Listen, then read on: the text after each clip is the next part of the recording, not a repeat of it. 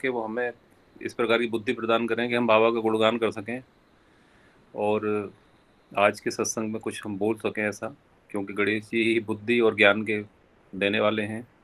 और सरस्वती से वंदना करते हैं, प्रार्थना करते हैं कि वो हमें वाणी प्रदान करें। सुमुखश्चैकदन्तश्च कपिलो गजः कर्णिका लंबोदरश्च विकटो विघ्ननाशो विनायकः धूम्रकेतुगणाध्यक्षो भालचन्द्रो गजाननः द्वादशेतानि नाम्नि पठेज शृणुयादपि विद्यारम्भे विवाहे च प्रवेशनिर्गमे सङ्ग्रामसङ्कटे चैव विघ्नस्तरश्च न जायते। वक्रतुण्डमहाकाय कोटिसूर्यसमप्रभा निर्विघ्नं कुरु मे देव सर्वकार्येषु सर्वदा। शुक्लाम्बरधरं देवं शशिवर्धनं चतुर्भुजं प्रसन्नवदनं ध्यायेत् सर्वविघ्नोपशायन्ते। अभीप्तसिद्धार्थसिद्ध्यर्थपूजितो यः सुरासुरैः सर्वविघ्नहर्तस्मै गणाधिपते नमः। ओम गंगणपते नमः। ओम। इसके बाद माता गायत्री का हम 5 बार गायत्री मंत्र का एक जाप करते हैं। ओम भूर्भुवस्व तस्वितुर्वरेण्यं भर्गो देवस्य धीमहि धियो यो नः प्रचोदयात्। ओम भूर्भुवस्व तस्वितुर्वरेण्यं भर्गो देवस्य धीमहि धियो यो नः प्रचोदयात्। ओम भूर्भुवस्व तस्वितुर्वरेण्यं भर्गो देवस्य धीमहि धियो यो न प्रचोदयात्। ओम भूर्भुवस्व तस्वितुर्वरेण्यं भर्गो देवस्य धीमहि धियो यो न प्रचोदयात्। ओम भूर्भुवस्व तस्वितुर्वरेण्यं भर्गो देवस्य धीमहि धियो यो न प्रचोदयात्। जी मीना जी, आप भोले बाबा का करें स्तुति। गुरुदेव कैलाश गिरवरे में साहब मामा जी बोल लेंगे, मामा जी बोल लेंगे जी। नहीं, कैलाश गिरवरे में पहले नहीं बोलोगे क्या?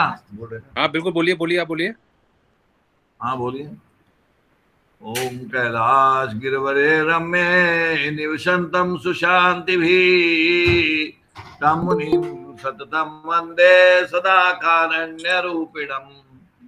यस्य स्मरणमात्रेण सिद्धो भवति साधक सद्गुरुं तमं वन्दे हेळाखण्डवासिनम्। यस्य कृपा कटाक्षेण धन्यो भवति मानव तस्य पादयोरेकं प्रणमामि निरन्तरम्। कोमलं हृदयं यस्य कोमलं यस्य भाषणं दण्डोऽपि कोमलो यस्य कोमलाङ्गं नमाम्यहम्। दृष्टिं दयामयी कृत्वा यः पश्यति चराचरम् लोकोपकारनिरतो रागद्वेषादिवर्जितम्। सद्गुरु सद्गुणाधारो ध्यानगम्य सदा सत्यं परं चिदानन्दं संस्रामि सर्वदा। हरिरेव हरेर्भक्तो हरेर्ध्यानपरायण हरेर्नामामृतं पीत्वा हरेर्धाम परं व्रजेत्। यो ददाति च बालानां सज्ञानं तु सुदुर्लभम् सर्वसाधनहीनोऽपि त्वमेकं बलम् महामारदण्डरूपेण मोहध्वान्त विनाशक सर्वभूतात्मरूपोऽसि महेन्द्रस्य च जीवनम्। बोलो बढ़िया खंडी भगवान की जय। परम महेंद्र महाराज की जय। अटल क्षेत्र हेड़ा खान विश्वा धाम की जय। कटकरिया धाम की जय। लोहवन धाम की जय। मधुबन धाम की जय। महायोग विश्वक्रांति आश्रम बांदीकुई की जय। काशी के पुरारीनाथ श्री काल भैरव जी की जय। भोले बाबा की जय। आपने बहुत अच्छा पिछली बार भजन भी सुनाया था अंकल जी। कुछ आप अपने अनुभव जरूर हमें बताएं। आज हम शुरुआत आप ही से करते हैं, तो आप अपने अनुभव के साथ शुरुआत करें। कुछ अपने अनुभव जरूर बताएं बाबा जी से जुड़े हुए, जिससे कि हम लोगों को भी कुछ ज्ञान की प्राप्ति हो। तो आज शुरुआत हम आप ही से करते हैं। आप जरूर कुछ अच्छे अपने अनुभव जरूर बताएं। वो तो क्या, मैं एक बार हेड़ा खान गया था जी। तो हमारे बच्चा नहीं हुआ था, कोई नहीं, इसका बहू के। तो हम हेड़ा खान गए तो हमने पहले तो बहू का इलाज करवाया। उसके बाद कुछ नहीं हुआ। फिर मैंने कहा भाई अपने ऐसे करो, दुकान बंद करो और अपने हेड़ा खान चलो। वो मनशा योग आश्रम है, तो हम प्रभु जी की शरण में हेड़ा खान चले गए वहां। तो वहां जाने के बाद हमने ऊपर भगवान से प्रार्थना की, और मैं जब जाता हूं तो जो सती कुंड पे हनुमान जी की मूर्ति है कि नहीं, अपने हेड़ा खान में, वहां चोला चढ़ा के आते हैं, सुंदरकांड करके आते हैं। तो अब तो सीढ़ियां बन गई उसके ऊपर, पहले सीढ़ियां नहीं थी। तो बच्चे से कही, मैंने कहा गंगा जल भर लिया भाई बाल्टी में। ये गंगा जल लेके आया, और हमने जैसे नीचे से वो ऊपर पकड़ाई, फिर ऊपर आई, हमने रख के, और जैसे ही मैं ऊपर चढ़ा बजरंगबली के पहाड़ी पे, वो जो छोटी सी थी, वो मेरे को वहां भगवान बजरंगबली के चरणों में एक सेव, लाल, बिल्कुल ताजा, जैसे अभी बाग का टूट के आया हो, बिल्कुल एक सेव उनके बजरंगबली चरणों में लेके बैठे खड़े थे। तो मैं समझ गया, मैंने कहा अपने को फल मिल गया, भगवान की कृपा होगी। तो उसको तो मैंने अलग रख दिया। फिर हमने बाबा की जो है चोला वोला चढ़ाया भगवान को, और लोग लंगोटा वंगोटा पहना, पहनू के फिर हमने सुंदरकांड किया। और फिर वो जो फल था वो हमने बहू को गंगा जल में धो के, और फिर भगवान के आगे रख के, वो यूं का यूं उसको खिला दिया। खिलाने के बाद हमारे 9 महीने सुपौत्र बाबा ने दे दिया। बाबा की ऐसी कृपा हुई। भोले बाबा की जय।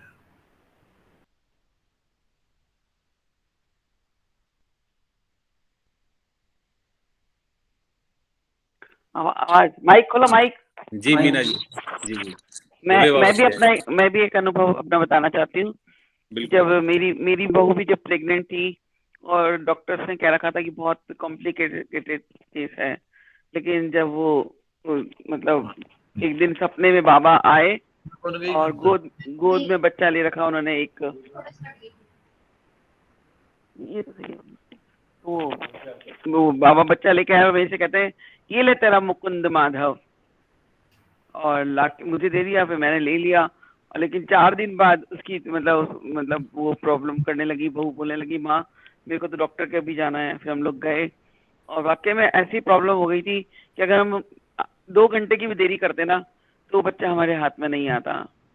लेकिन बाबा ने जब दे दिया था तो, और सबसे बड़ी बात यह है कि मेरी पीठ में बहुत दिनों महीनों से दर्द था, और मैं रोज पेन किलर ले रही थी, रोज पेन किलर ले रही थी। तो एक दिन मुझे जैसे बाबा वहां दिखे, अपने बद्रीनाथ धाम है ना, वहाँ पे नहाने का कुंड है। अगर कभी कोई गया हो तो उसको पता है कि वहाँ पे नहाने का कुंड है, गर्म पानी का। तो जैसे अपने बाबा वहाँ बैठे हैं, और मुझे कुछ इशारा सा कर रहे हैं नहाने का। तो मैं क्या करती थी, मैं सोमवार का व्रत तो करती थी, लेकिन मैं जैसे मंदिर दूर पड़ जाता ना घर से, तो मैं जल चढ़ाने नहीं जाती थी। सिर्फ व्रत व्रत कर लिया, एक टाइम खाना खा लिया, बस घर में पूजा कर ली। तो फिर मेरे एक ऐसी नोन पर्सन है जो थोड़ा सा ध्यान वगैरह करते हैं, उनके पास कुछ ज्ञान है। तो मैंने उनको फोन करा, मैंने कहा गुरुजी आज मैंने कहा बाबा दिखे, और मैंने कहा वहाँ पे बद्रीनाथ पे मैंने कहा नहाने वाले कुंडे के पास बैठे हैं। तो बोले कि तू, बोले वो नहाना चाहते हैं। मैं कहा नहाना चाहते हैं तो ठीक है। फिर मैंने हमारे पंडित जी जो मेरे पीहर के जो पंडित जी हैं, मैंने यहाँ मेरे श्री गोपाल नगर से अम्बावाड़ी, क्योंकि मैं जा नहीं सकती थी उस वक्त, बहू के पोता हो चुका था मेरे, और वो उसमें थी, बेड रेस्ट पे थी।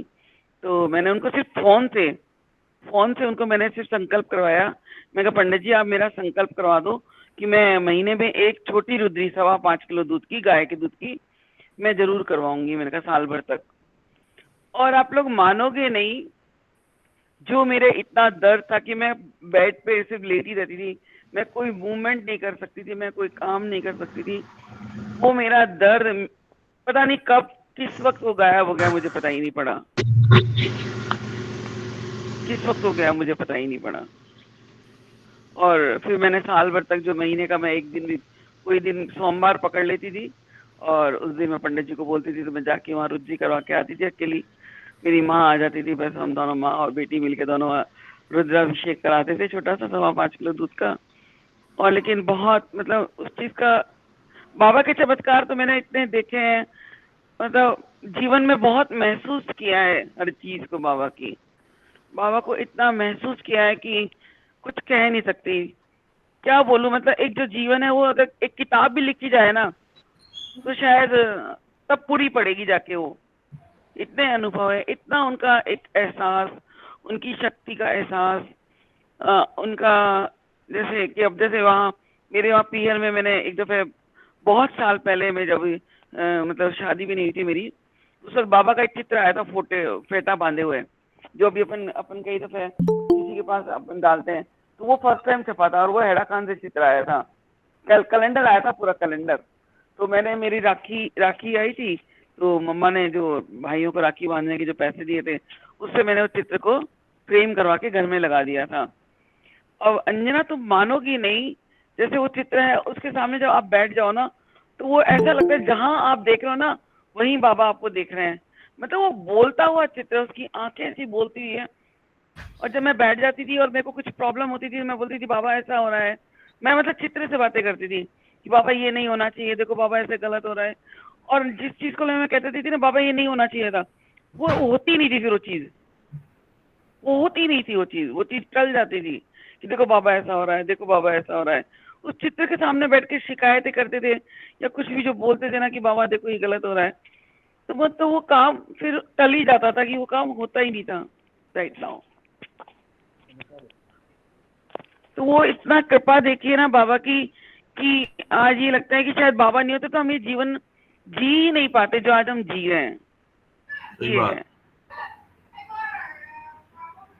ये है हम लोगों को भी दीदी अब ऐसे ही लगता है। हम लोग तो लेट पहचाना बाबा को, लेकिन अब जब से पहचाना तब हमें भी ऐसे ही लगता है कि अब शायद अब नहीं जी सकते कुछ भी, मतलब कुछ नहीं कर सकते उनके बिना।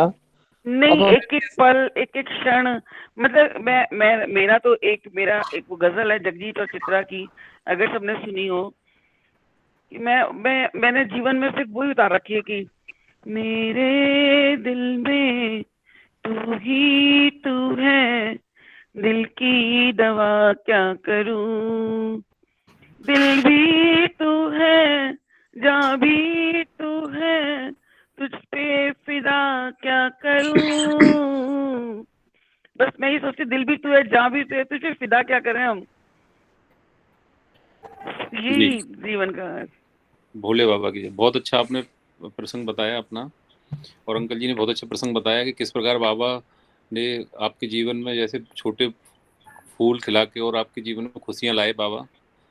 और बाबा जी के चित्रों के बारे में अगर बात की जाए तो बाबा जी के हजारों चित्र हैं, आप इंटरनेट पे ले सकते हैं या सभी लोगों के मोबाइल में चित्र होंगे बाबा जी के, लेकिन कोई एक दो चित्र ऐसा होता है जो दिल में चला जाता है हर किसी भक्त के, वो उसका इष्ट चित्र बन जाता है। जैसे इष्ट देव होता है, ऐसे मैं कहता हूँ इष्ट चित्र बन जाता है।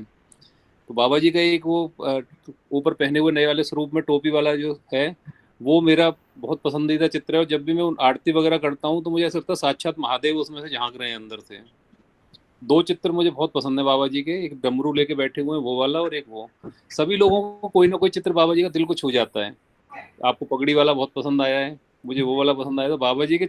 और एक चीज बहुत विचित्र मुझे आपने नोट। एक मिनट, मुझे वो वाला चित्र जब मैंने लाना चाहा मेरे पास, मेरे माँ से मांग के, मेरी माँ ने और मेरे भाई ने, मतलब वो कह रहे हम नहीं देंगे ये चित्र तुझे, तू दूसरा ले ले। और बाबा जी के चित्र में आपने एक चीज और देखी होगी, बहुत लीला है चित्रों के अंदर भी, बाबा जी के चित्रों के अंदर भी एक लीला है। तेज तो है ही उनका पूरा। बाबा जी का चित्र आपने देखा होगा कि हर दिन का जैसे एक दिन बाद भी खींचे जाते थे चित्र, विभिन्न मतलब अलग तरह से अलग चित्र बाबा जी अलग के, है बाबा के। हाँ हर चित्र में अलग उनका स्वरूप दिखाई अलग है देता है। बाबा का रूप, क्योंकि हाँ। हम लोग अगर अपने लगातार एक 365 दिन चित्र खिंचवाएंगे तो हमारे चित्र लगातार एक जैसे आएंगे, सारे फोटो या सेल्फी जो भी है। लेकिन बाबा जी के चित्र हमेशा बदल के आते थे, अगले दिन के बाद में, एक दिन के बाद में दिखता था चित्र बदल जाते थे उनके। कुछ ऐसा चमत्कार उनके तेज था उनके अंदर, या उनका ईश्वरत्व था, जो ईश्वर तत्व है जो उनके अंदर का। तो ठीक है, आगे कोई अपना भजन लेकर आना यस चाहता हूँ। भाई साहब, पिछली बार मैंने एक बार व्हाट्सएप में एक फोटो डाल दी थी, बाबा की चित्र डाला था। जी इसमें जो मेरे को गंगा में जो चित्र मिला था, शायद मैंने उसमें दिखा भी है, बोला है। जी। आपने दर्शन किए नहीं किए? हाँ किए हैं। हाँ, उसमें बाबा यूं बैठे हुए हैं, जटायु खुली हुई है भगवान की, और जी यूं बैठे हैं जैसे, जी और मुस्कुराते हुए हैं, आप बोल रहे हो तो जैसे सुन रहे हो। वो जी और अद्भुत। कई दफे तो उनकी जटाएं जटाएं वाले चित्र हैं जो कई दफे ऐसे लगते हैं जैसे कोई नाग ही यहाँ यो नाग ही रखा हुआ है। यहाँ बाबा के कई चित्र हैं, उसमें ये लगता है जटाएं फैली ना, ये लगता है जैसे कोई नाग ही बैठा है यहाँ पे। नहीं बहन, वो जो चित्र मेरे को जो गंगा में मिला है ना, वो चित्र मैंने एडा खान में देखा, हजारों को देख लिए बाबा के। वो चित्र सिवाय मेरे पास ही है, मैं दोबारा डालूंगा व्हाट्सएप पे आपको। जी जी, सबको आप दर्शन करना, ग्रुप में डाल दीजिएगा आप। हाँ ग्रुप में तो डाल दूंगा। जी, कोई अब कोई भजन सुनाना चाहे? सत्संग की शुरुआत में भजन हो जाता है तो बहुत अच्छा एक माहौल बनता चला जाता है, तो कोई भजन जरूर सुनाए, अच्छा सा भजन। जी सुनाइए कोई। अंकल जी, माइक थोड़ी देर के लिए आप बंद कर लीजिए, थोड़ी देर माइक फिर ऑन कर लीजिएगा जब आपको बोलना हो। हाँ हाँ। मैं एक भजन सुनाना चाहूंगा। जी बिल्कुल सुनाइए, स्वागत है। तेरे सिर पे गुरु महाराज, महाराज मन अब तो है चिंता काहे की। तेरे सिर पे गुरु महाराज, महाराज मन अब तो है चिंता काहे की। तन छोपी टोपी कुरता है, करी ध्यान बने जो करता है। निक घट में इन्हें विराज, विराज मन अब तो है चिंता काहे की। तेरे सिर पे गुरु महाराज, महाराज मन अब तो है चिंता काहे की। निश दिन रक्षा राखत जग की, वे सब जानत सबके मन की। हरि बड़े गरीब निवाज, हो निवाज मन अब तो है चिंता काहे की। सपने में सोवत जागत है, निक आतिश ही शरणागत में। इन्हें शरण गहे की लाज, हो लाज मन अब तो है चिंता काहे की। ले पत्र पुष्प की करी सेवा, जाय रा किनारे ते ही खेवा। ये हीनन के सरताज, सरताज मन अब तो है चिंता काहे की। तेरे सिर पे गुरु महाराज, महाराज मन अब तो है चिंता काहे की। जो भव बाधा तेरे मन में, दे सौंप गुरु के चरणन में। वे आप ही करें इलाज, हो इलाज मन अब तो है चिंता काहे की। तेने जीवन को फल पाए लियो, श्री सदगुरु ने अपनाए लियो। तो भयो राम को राज, हो राज मन अब तो है चिंता काहे की। तो पे बने सो भजन बनाए जा, और गीत गुरु के गाए जा। तेरे स्वर में बाज रहो साज, हो साज मन अब तो है चिंता काहे की। इनके ही आधार रहे जा तू, मुख ते श्री गुरु कहे जा तू।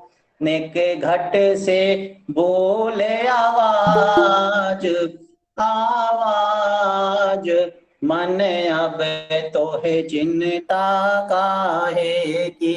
तेरे सिर पे गुरु महाराज, महाराज मन अब तो है चिंता काहे की।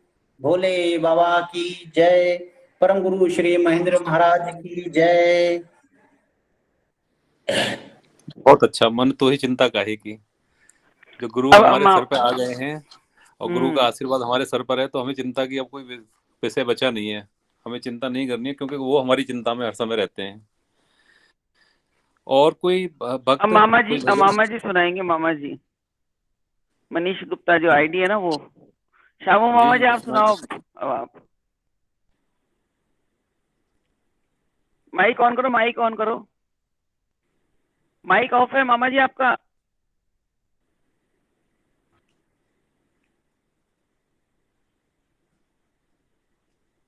नीचे माइक बना होगा ना, उसको ऑन करो, क्लिक करो उसको।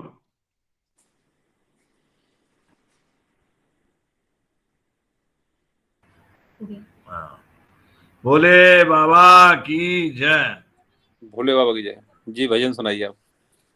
विश्व विधाता नर रूप धारी, जय जय हेड़ा खान बिहारी। जग कल्याण हेतु अवतारी, जय जय हेड़ा खान बिहारी। विश्व विधाता न रूप धारी, जय जय हेड़ा खान बिहारी। जग कल्याण हेतु अवतारी, जय जय हेड़ा खान बिहारी। नव दुर्गे की शक्ति संभाले, ब्रह्मा विष्णु महेश समाये। नारायण है न रूप धारी, जय जय हेड़ा खान बिहारी। जब जब भीड़ पड़ी भक्तों पे, तब तब आय पधारी। और जीव अंश की रक्षा करके, सत्य सरलता प्रेम बताई। जब जब भीड़ पड़ी भक्तों पे, तब तब रूप धराए। अरे भव भय भंजन कष्ट निवारी, शिव सब शक्ति सहित अवतारी। त्रेता में तुम राम कहाए, द्वापर में तुम कृष्ण मुरारी।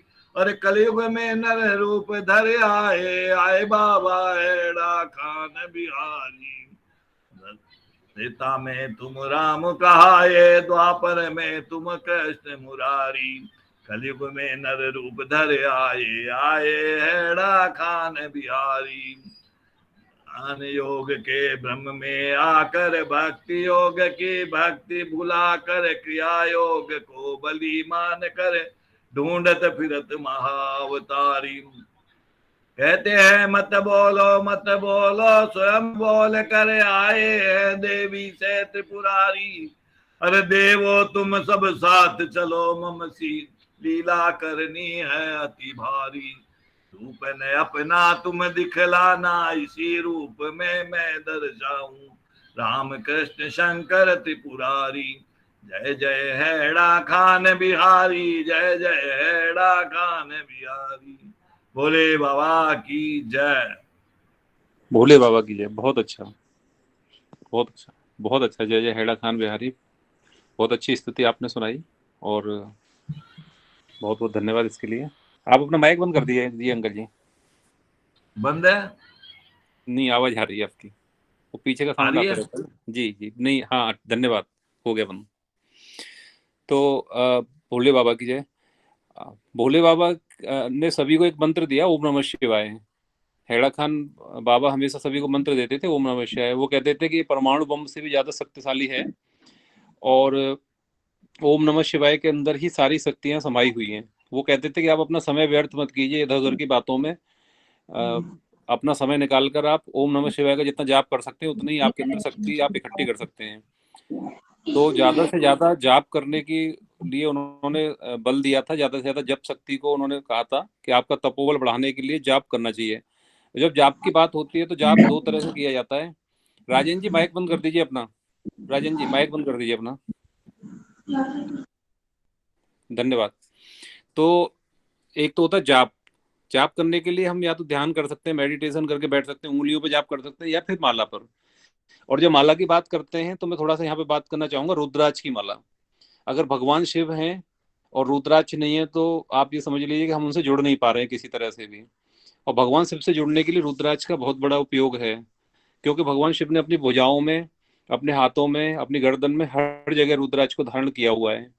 जब एक बार भगवान शिव बहुत ज्यादा ध्यान में बैठे हुए थे और काफी देर तक ध्यान में बैठने के बाद उन्होंने बहुत करीब 80,000 वर्ष, पता नहीं कितना हजारों वर्षों बाद जब आंख खुली तो उनकी आंखों से कुछ आंसू की बूंदें पृथ्वी पे गिर गई। और जब पृथ्वी पे बूंदें गिरी तो वहां पर कुछ पेड़ उगाए जिसे रुद्राक्ष कहते हैं।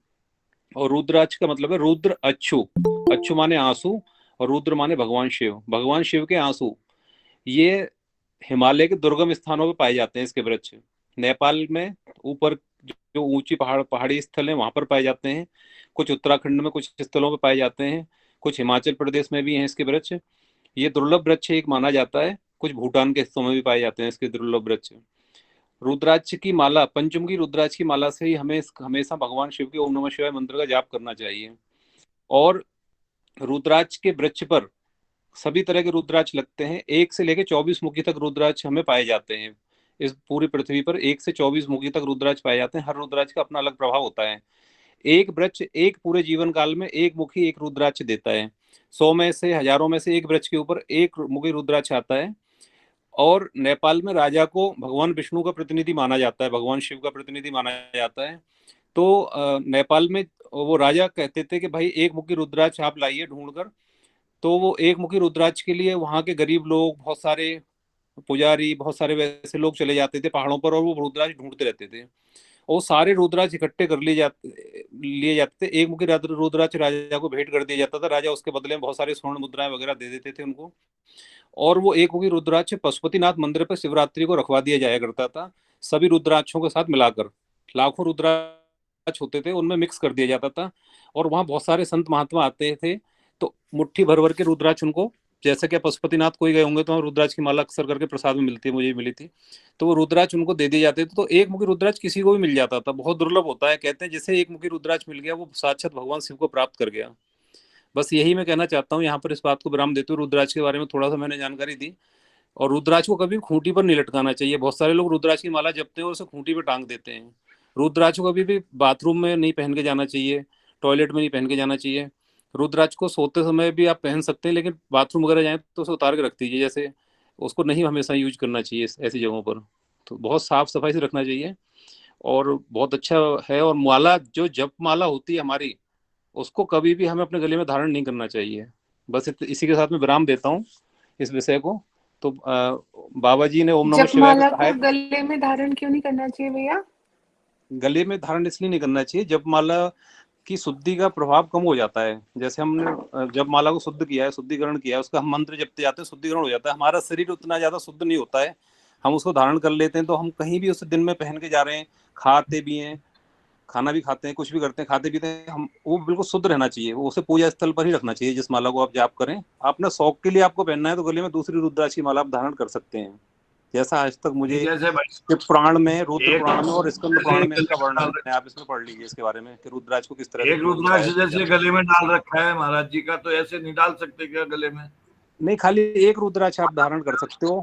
गुरु मंत्र के रूप में अगर मिला होगा तो आप हर समय पहन सकते हो। लेकिन जो माला है रुद्राक्ष की, उसको आप जी, जो जप माला है जिससे हम जप करते हैं, जब माला को तुरंत एक कपड़े में जैसे थैले में होती है उसी में करने के बाद में उसे आप वहीं रख दीजिए पूजा की अलमारी में। ये आपको कहीं जाना है अपने साथ ले जाइए, जब करके उसे सुरक्षित और शुद्ध स्थान पर उसे रखिए हमेशा।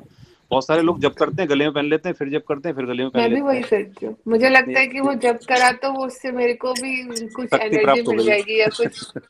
नहीं, शक्ति की बात नहीं है, अच्छा लगता है बस, और जी, जी। कुछ नहीं। यस भाई साहब, नहीं, एक रुद्राक्ष जी, तो पहन सकते हैं ना? हाँ, एक रुद्राक्ष बहुत सारे दे देते हैं, बहुत सारे। देखिए ऐसा है कि रुद्राक्ष के विषय में 1 से 24 मुखी तक रुद्राक्ष पाए जाते हैं। इनके विषय में कभी हम विस्तृत चर्चा कर लेंगे पर्सनल, क्योंकि अभी सत्संग है तो यहाँ पर काफी समय भी जाएगा। लेकिन जो चोरी करने, जी, आप पंचमुखी रुद्राक्ष की माला धारण कर लीजिए। आपने चोरी की, उसका प्रभाव खत्म हो जाएगा। आपने कोई गलत काम किया, उसका प्रभाव खत्म हो जाएगा। वो सिर्फ उन्हीं लोगों के साथ रहता है जो भगवान शिव से जुड़े रहते हैं पूरी तरह से। तो भगवान शिव है अगर हमारे जीवन में और पंचमुखी रुद्राक्ष नहीं है तो फिर भगवान शिव पूरी तरह से है नहीं हमारे शरीर, मतलब जीवन के अंदर। तो इसलिए सभी जितने भी शिव भक्त हैं, रुद्राक्ष की माला पर ओम नमः शिवाय का जाप जरूर करें, अपने परमाणु बम को मतलब मजबूत करने के लिए, अपनी एनर्जी को मजबूत करने के लिए। रजत गौतम जी, रजत जी आ गए हैं, तो हम चाहते हैं कि भोले बाबा की जय। रजत जी माइक ऑन करें। हाँ भैया, हाँ, तो ओम भोले नमः बाबा शिवाय की मंत्र जय। बाबा जी मंत्र की महिमा के बारे में क्या बोलते थे, आप थोड़ा सा बताएं इसके बारे में। क्या भैया, आप जरा बाबा जी आप रिपीट कर। बाबा जी ओम नमः शिवाय मंत्र की महिमा के विषय में बताएं आप जरा, बाबा जी क्या कहते थे उसके विषय में। हाँ भैया, हाँ हाँ हाँ भैया, क्या बिल्कुल मैं बोल रहा हूँ, क्या मेरा आवाज आ रहा है, सबको क्लियर है? हाँ बहुत बहुत साफ आ रहे हैं। हाँ ठीक है। तो ये जो वाणी संग्रह है, तो उसमें उन्होंने ये बताया था कि जो हमारा रामायण और महाभारत का काल था, प्राचीन काल में, ये जो आज एटम बॉम्ब है ना, इससे भी बड़े भयानक अस्त्र और शस्त्र बन चुके थे।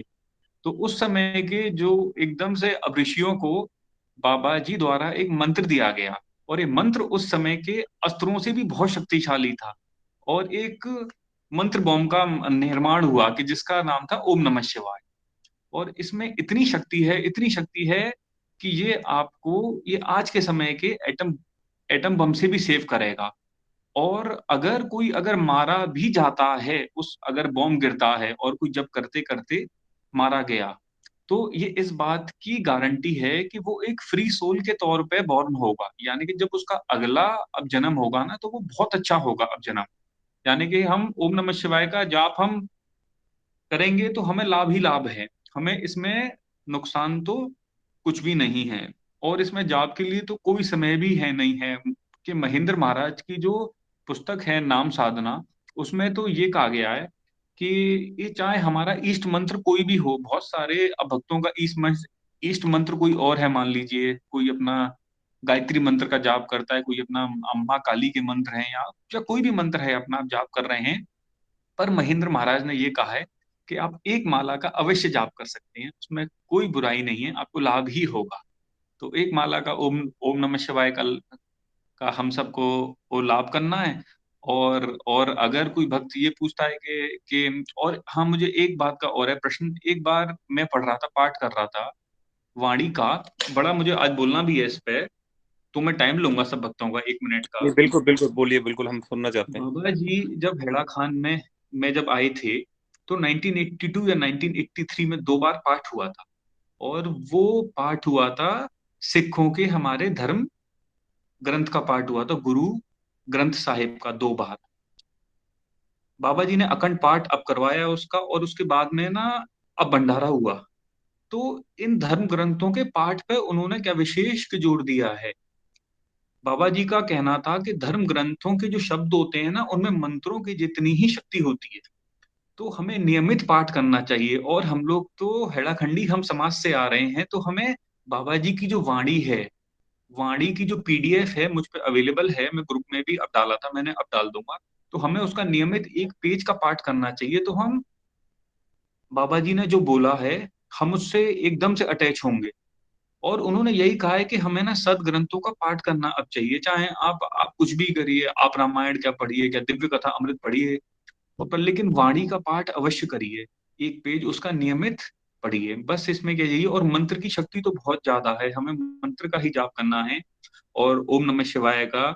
और मंत्र करते करते ही हमारा ध्यान लग जाएगा, मंत्र ही तो ना ध्यान है। जब हम एक जगह पे जब बैठ जाएंगे, तो एक स्थिति ऐसी आएगी ना कि हमारा ध्यान अपने आप ही लगना स्टार्ट हो जाएगा। ये जो आज्ञा चक्र है ना, ये अपने आप ही एक्टिव है ना, जब होना स्टार्ट स्टार्ट हो जाता है ध्यान के समय। जब आपके जप हो जाएंगे ना 1.25 लाख या 2 लाख पे जब हम पहुंच जाएंगे ना, तो हमें बैठे बैठे हम लेके क्या बैठे माला, और एकदम से ये लगेगा कि ध्यान लग गया एकदम, माला भी अब रुक जाएगी, माला भी नहीं अब जपी जाएगी। तो बस क्या यही है सबका, कि हम सबको जाप करने हैं अधिक से अधिक। और मेरा एक सुझाव तो ये भी था कि मंथ में या वीक में एक बार सब सब भक्त हैं, ये मान लीजिए 180 लोग हैं ग्रुप में, अब 190+ लोग हैं, मुझे है मालूम की संख्या अब 192 के आसपास हैं।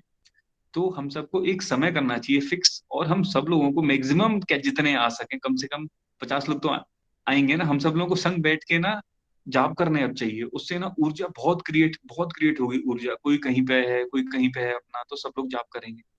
तो मेरा यही था। अब सुझाव, ये मंत्र बहुत शक्तिशाली है।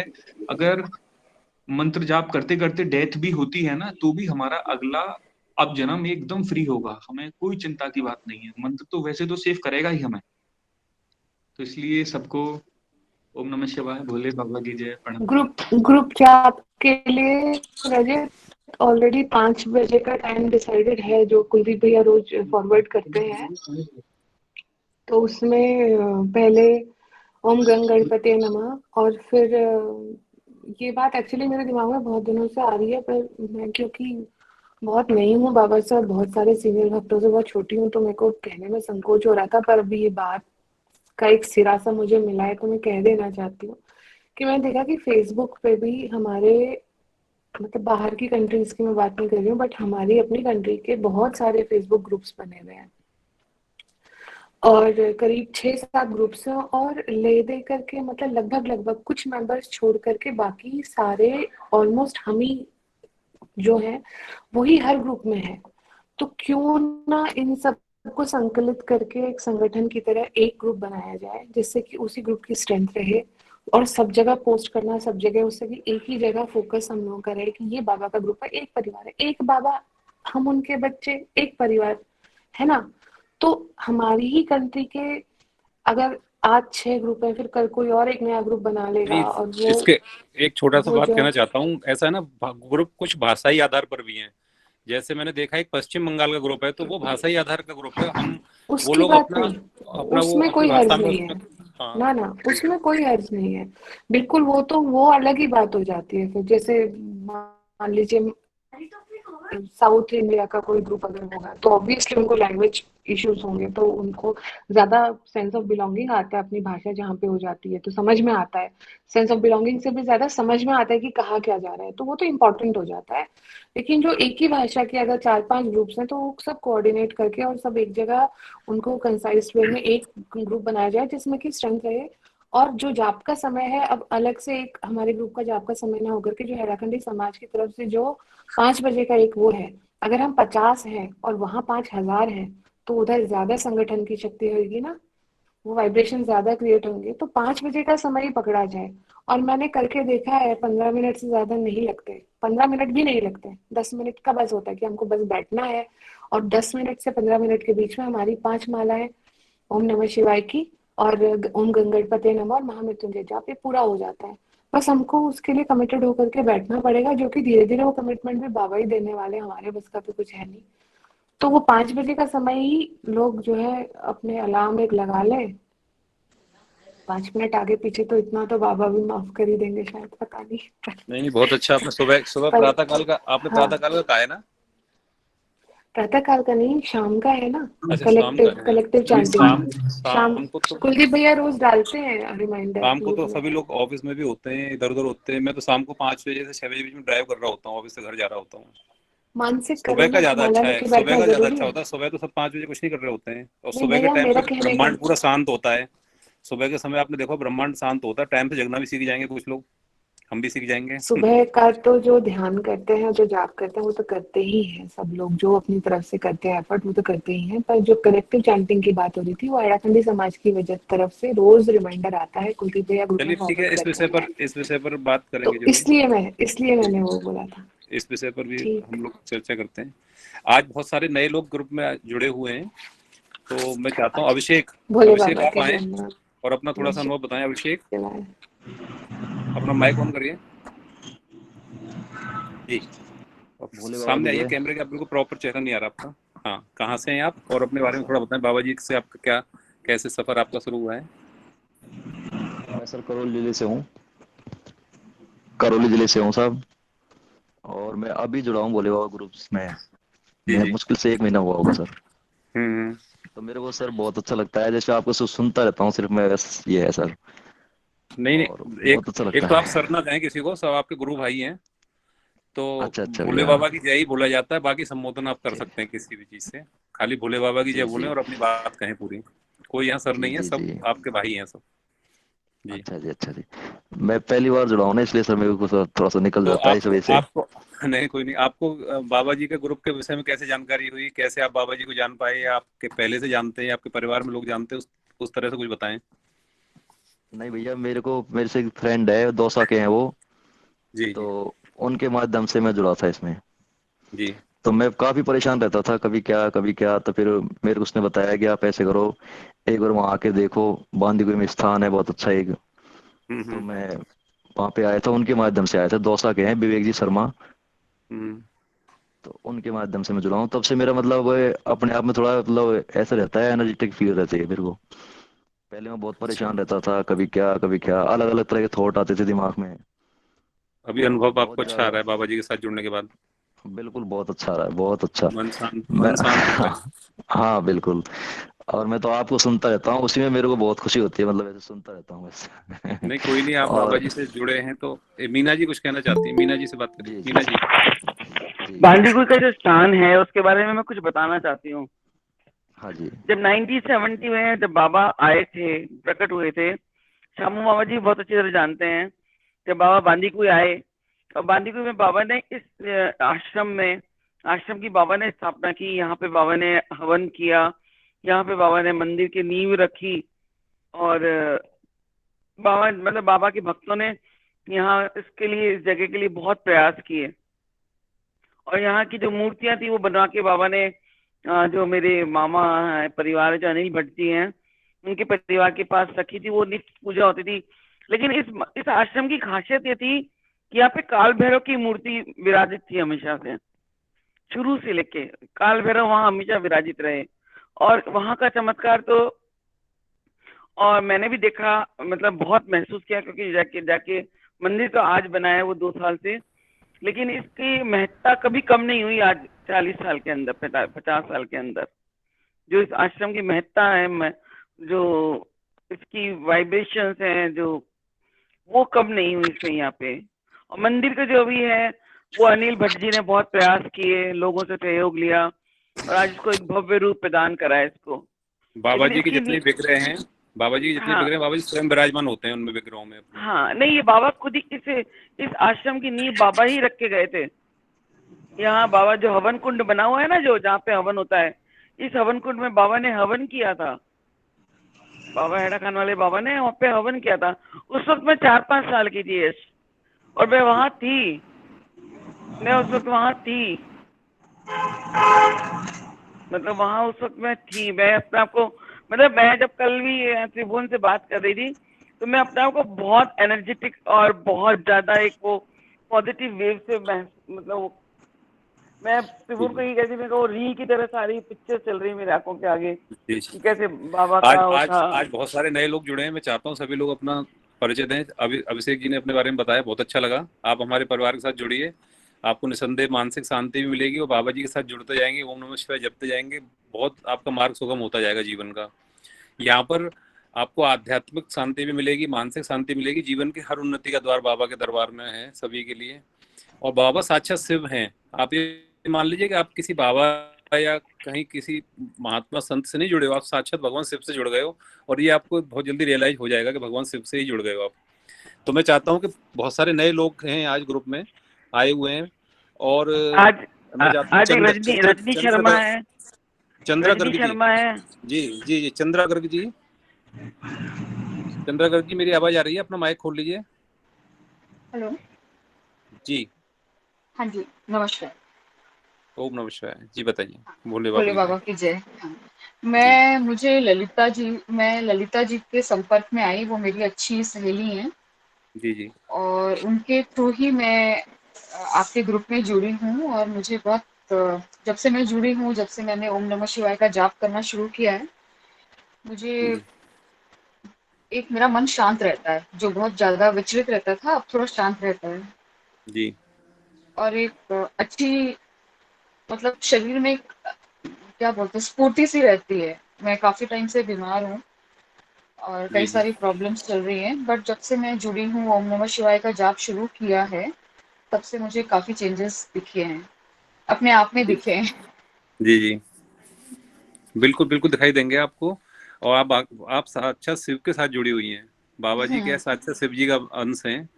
हाँ क्योंकि हाँ। ललिता जी से आप पूछिएगा कि उनको बाबा जी कहाँ से मिल गए, वो तो पूना रहती थी, बाबा जी कहाँ से मिल गए, स्वप्न में आ गए, मेरे स्वप्न में आ गए। मैं तो जानता ही नहीं था बाबा जी कौन है, कहाँ है। मैं तो आराम से अपनी जिंदगी जी रहा था और अपनी पढ़ाई वढ़ाई करने के बाद में जॉब कर रहा था, लाइफ जी रहा जी। था जैसे जीते यंग यंग एज के, मेरी एज के लड़के। पर ये है कि हाँ भगवान हाँ। शिव से जुड़ा हुआ था, शंकर शंकर भगवान से शुरू से विश्वास था। तो बाबा जी एक दिन स्वप्न में आ गए और उसके बाद फिर दोबारा भी आ गए। फिर बहुत सारी चीजें ऐसी हो गई कि विश्वास ही मेरा पूरा भगवान के ऊपर जुड़ गया। आप जो ओम नमः शिवाय का जाप करते हैं हम लोग, या जो हम पूजा करते हैं या प्रतिदिन दीपक जलाते हैं, हमें लगता है कि मिल नहीं रहा, कहाँ जा रहा है ये, हमारी सारी मेहनत बेकार जा रही है, भगवान कोई है दुनिया में, कब आएंगे? लेकिन एक ना एक दिन आपके जीवन में जरूर वो कहीं ना कहीं जरूर आ जाते हैं। नहीं, तो बहुत मैंने अच्छा। छोटे छोटे चेंजेस देखे हैं। जी जी चंद्रा भोले बाबा की जय। भोले बाबा की जय। जी जी बताइए किस तरह के और मैं चेंजेस आपको बताती महसूस हूँ कि हुए? जी चंद्रा, तुमको मैं देख रही हूँ इतने साल के बाद में, और मुझे सच में बहुत चेंजेस तुम्हारे अंदर फील हो रहे हैं। थैंक हम यू, लोग थैंक यू। हम लोग गाजियाबाद में पड़ोसी थे, इनकी बेटी मुझसे ड्राइंग क्लासेस लेती थी और इस तरह से हम लोग एक दूसरे के कांटेक्ट में आए। सॉरी, मैं किचन में साथ में काम कर रही हूँ। और उस दौरान ही हमारी बातचीत वगैरह शुरू हुई। हाँ, इश्यूज तो हम सबकी लाइफ में रहते ही हैं, उनकी डिटेल्स में जाके कोई फायदा नहीं। लेकिन जो चंदा को मैं पहले जानती थी, और जो 1.5 महीने पहले जो हमारी इस बारे में बात हुई थी, जब चंद्रा ने बोला था कि जब तुम्हारी डीपी में मैं बाबा की फोटो देखती हूँ ये कौन है, और परसों मुझे चंद्रा ने बताया शाम को कि मुझे हमेशा ऐसा लगता था कि ये मुझे देख रहे हैं, तुम्हारी डीपी में से मुझे देख रहे हैं, ऐसा मुझे लगता था। और तुम्हारा तो नाम ही चंद्रा है। भोले बाबा की जय, खुश रहो। बस वो मेरा सौभाग्य है कि मैं आप सबसे जुड़ी हूँ। वो भोले बाबा की कृपा थी, तो उन्होंने मुझे आप सबसे मिलवाया। भोले बाबा की जय चंद्रा, सबको भोले बाबा की जय। यश जी आपका माइक बंद है। यश जी आपका माइक हाँ बंद है। हाँ हाँ हाँ, दीपक रागनी करके आ रहा है नाम। आप अपना माइक ऑन कीजिए, आप अपना परिचय दे दीजिए। भोले जी जी बाबा दीपक की जी, जय। भोले यस बाबा जी, की जय, हाँ, भोले। मैंने लास्ट टाइम भी बोला था। जी जी दीपक जी हमारे साथ हाँ, काफी टाइम से जुड़ रहे हैं सुन रहे हाँ हैं, हाँ हाँ जी, हाँ और जी, हाँ जी। अच्छा अनुभव है उनका भी। वो मुंबई से है ना सर? हाँ जी, मुंबई से, हाँ जी, जी हाँ जी। मुंबई से। बताइए बताइए, आप बताइए। जी जी मुंबई में तो बहुत भक्त है बाबा के। मुंबई का एक छोटा सा प्रसंग है कि बाबा जी से एक अंग्रेज मिलने आए थे वहाँ मुंबई में, और जब वो ओके। अंग्रेज मुंबई में आए थे तो वहाँ पर उनको बाबा जी के कहीं सत्संग वगैरह चल रहा था, तो वो गए तो बाबा जी को देखकर उनके अंदर तो बहुत अहंकार था, पैसे को लेकर, अपनी नॉलेज को लेकर, विश्वास भी नहीं था थोड़ा सा। तो बाबा जी को इग्नोर करके अपना वो बैठ गए सत्संग में। बाबा जी सामने से निकल गए, उन्होंने देखा ही नहीं उनकी तरफ।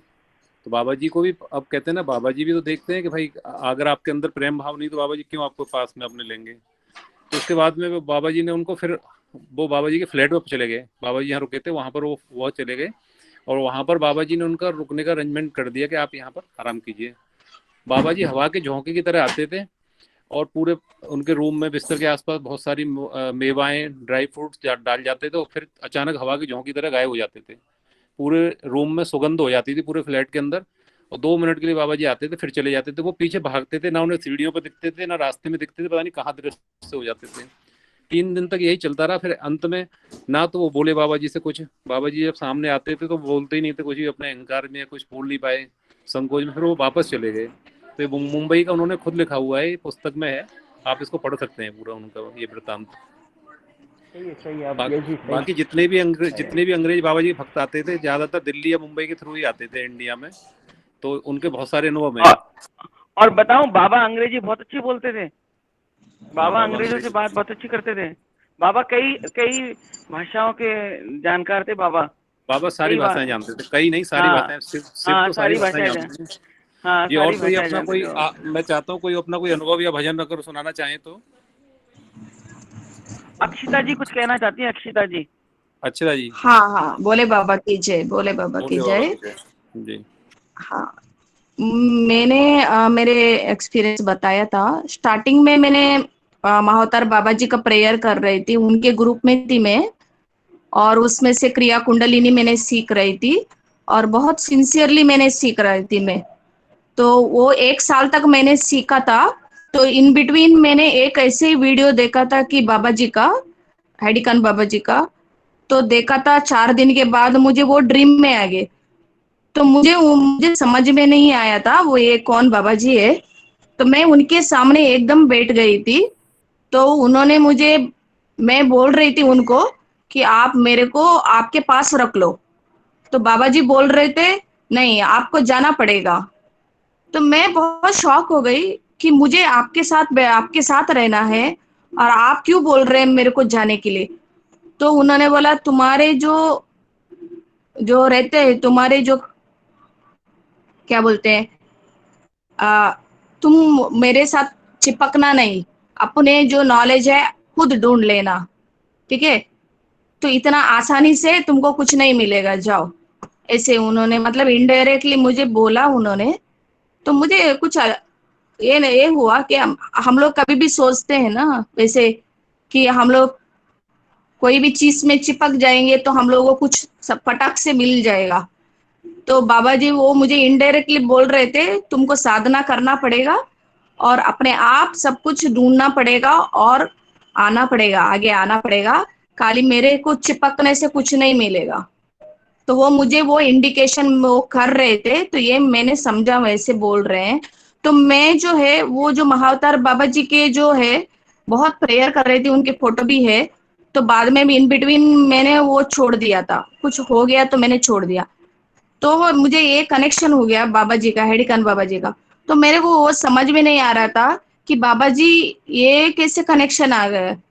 तो अभी मुझे लग रहा है कि मुझे 1 सेकंड के लिए वो टाइम पे मुझे 1 साल के लिए मैंने किया था ये क्रिया कुंडलिनी किया था।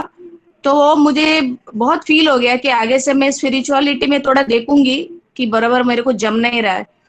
तो बाबा जी हेडिकन बाबा जी ने मुझे डायरेक्टली कनेक्ट किया कि तुम इधर आ जाओ। तो मैं अभी वो ललिता दीदी को पता है, उन्होंने मुझे बताया था कि बाबा जी ने बोला है तुम इधर आ जाओ, तुम्हारे लिए वो दिशा दिखाएंगे, ये ग्रुप में आ जाओ। तो ललिता जी को भी मैंने अभी थैंक यू बोलना चाहूंगी कि बहुत सारे मुझे भाई लोग मिले और मुझे बहुत सारे नॉलेज मिल रहा है अभी जो मुझे नहीं पता था। तो एक दिशा जैसे बोल रहे एक दिशा नहीं मिला था स्पिरिचुअलिटी में, तो बाबा जी का वो जो मंत्र है वो मिला और बहुत सारे नॉलेज मिला, बहुत सारे गुरु भाइयों का संगत मिला। ये बहुत बड़ी बात है।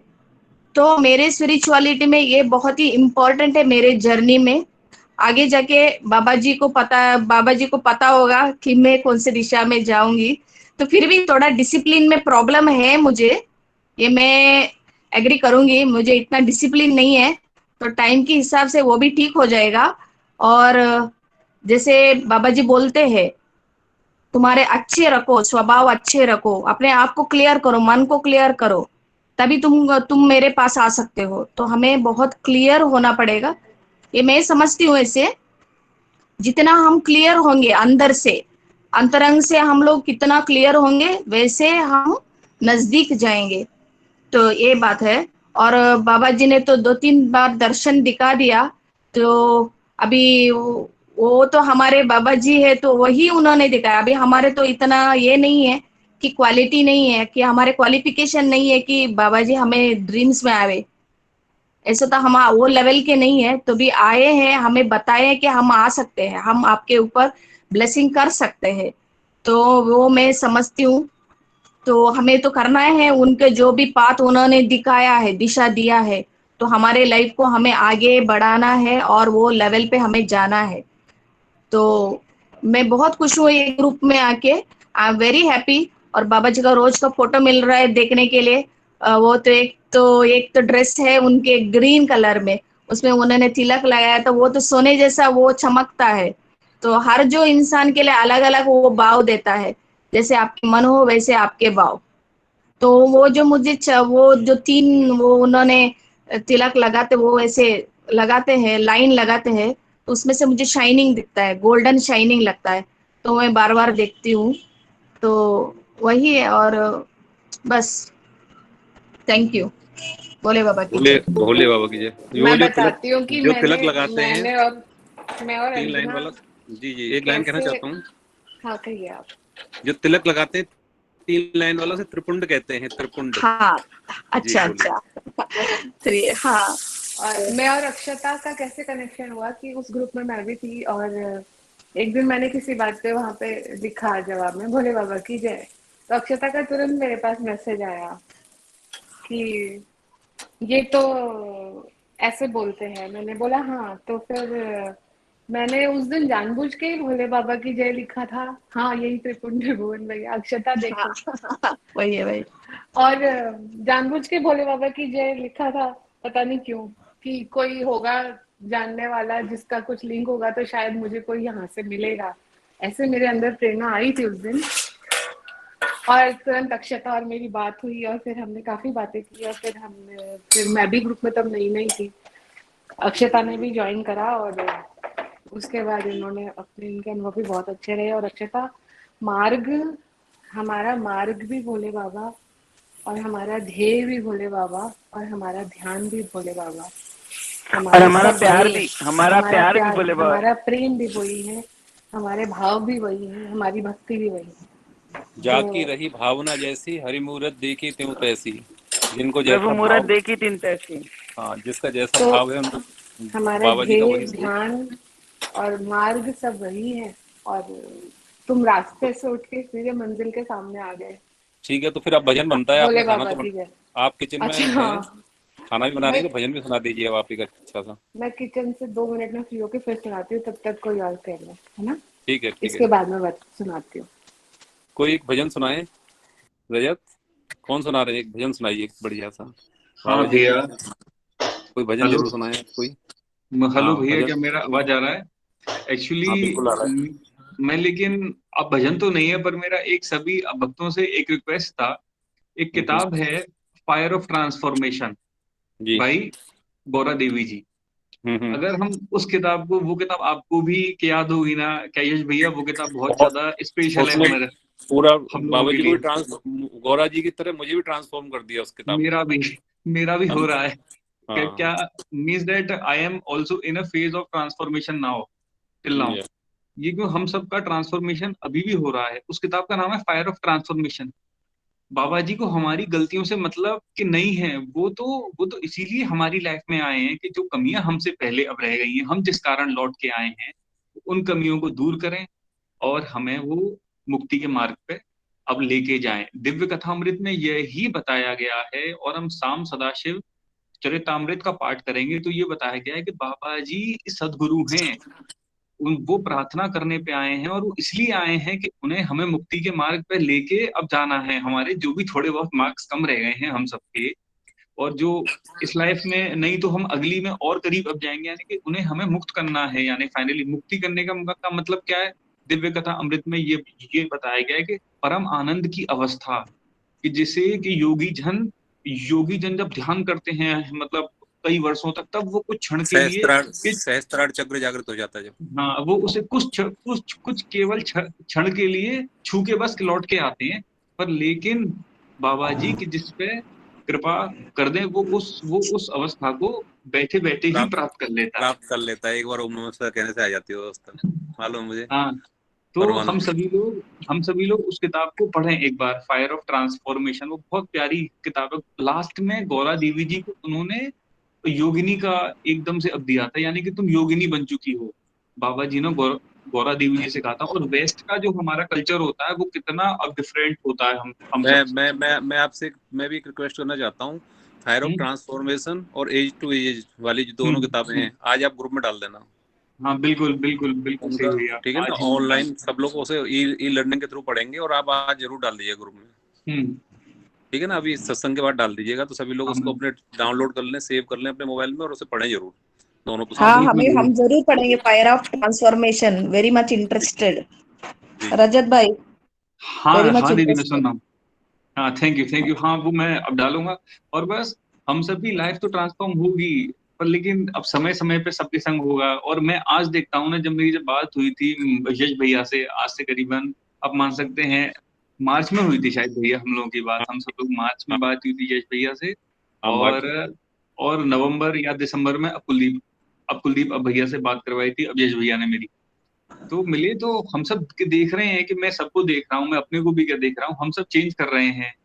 और धीमे धीमे। और हाँ, एक चीज और थी, क्लास बात है। बाबा जब गौरा देवी जी ने, जब बाबा जी के शरीर छोड़ने के बाद, यानी क्या शरीर ट्रांसफॉर्म करने के बाद यहाँ से, तो जब गौरा देवी जी भी अपना अब शरीर अब छोड़ रही थी, प्राण मतलब त्याग रही थी, उन्होंने खाना पीना बंद कर दिया था। क्या मेरी आवाज आ रही है? हाँ बिल्कुल आ रही है, बहुत अच्छी आ रही उन्होंने है। खाना उन्होंने खाना पीना बंद कर दिया। और उन्होंने अब सोचा कि अब तो मैं भी मर जाऊंगी, मैं भी अब जिंदा नहीं रहूंगी।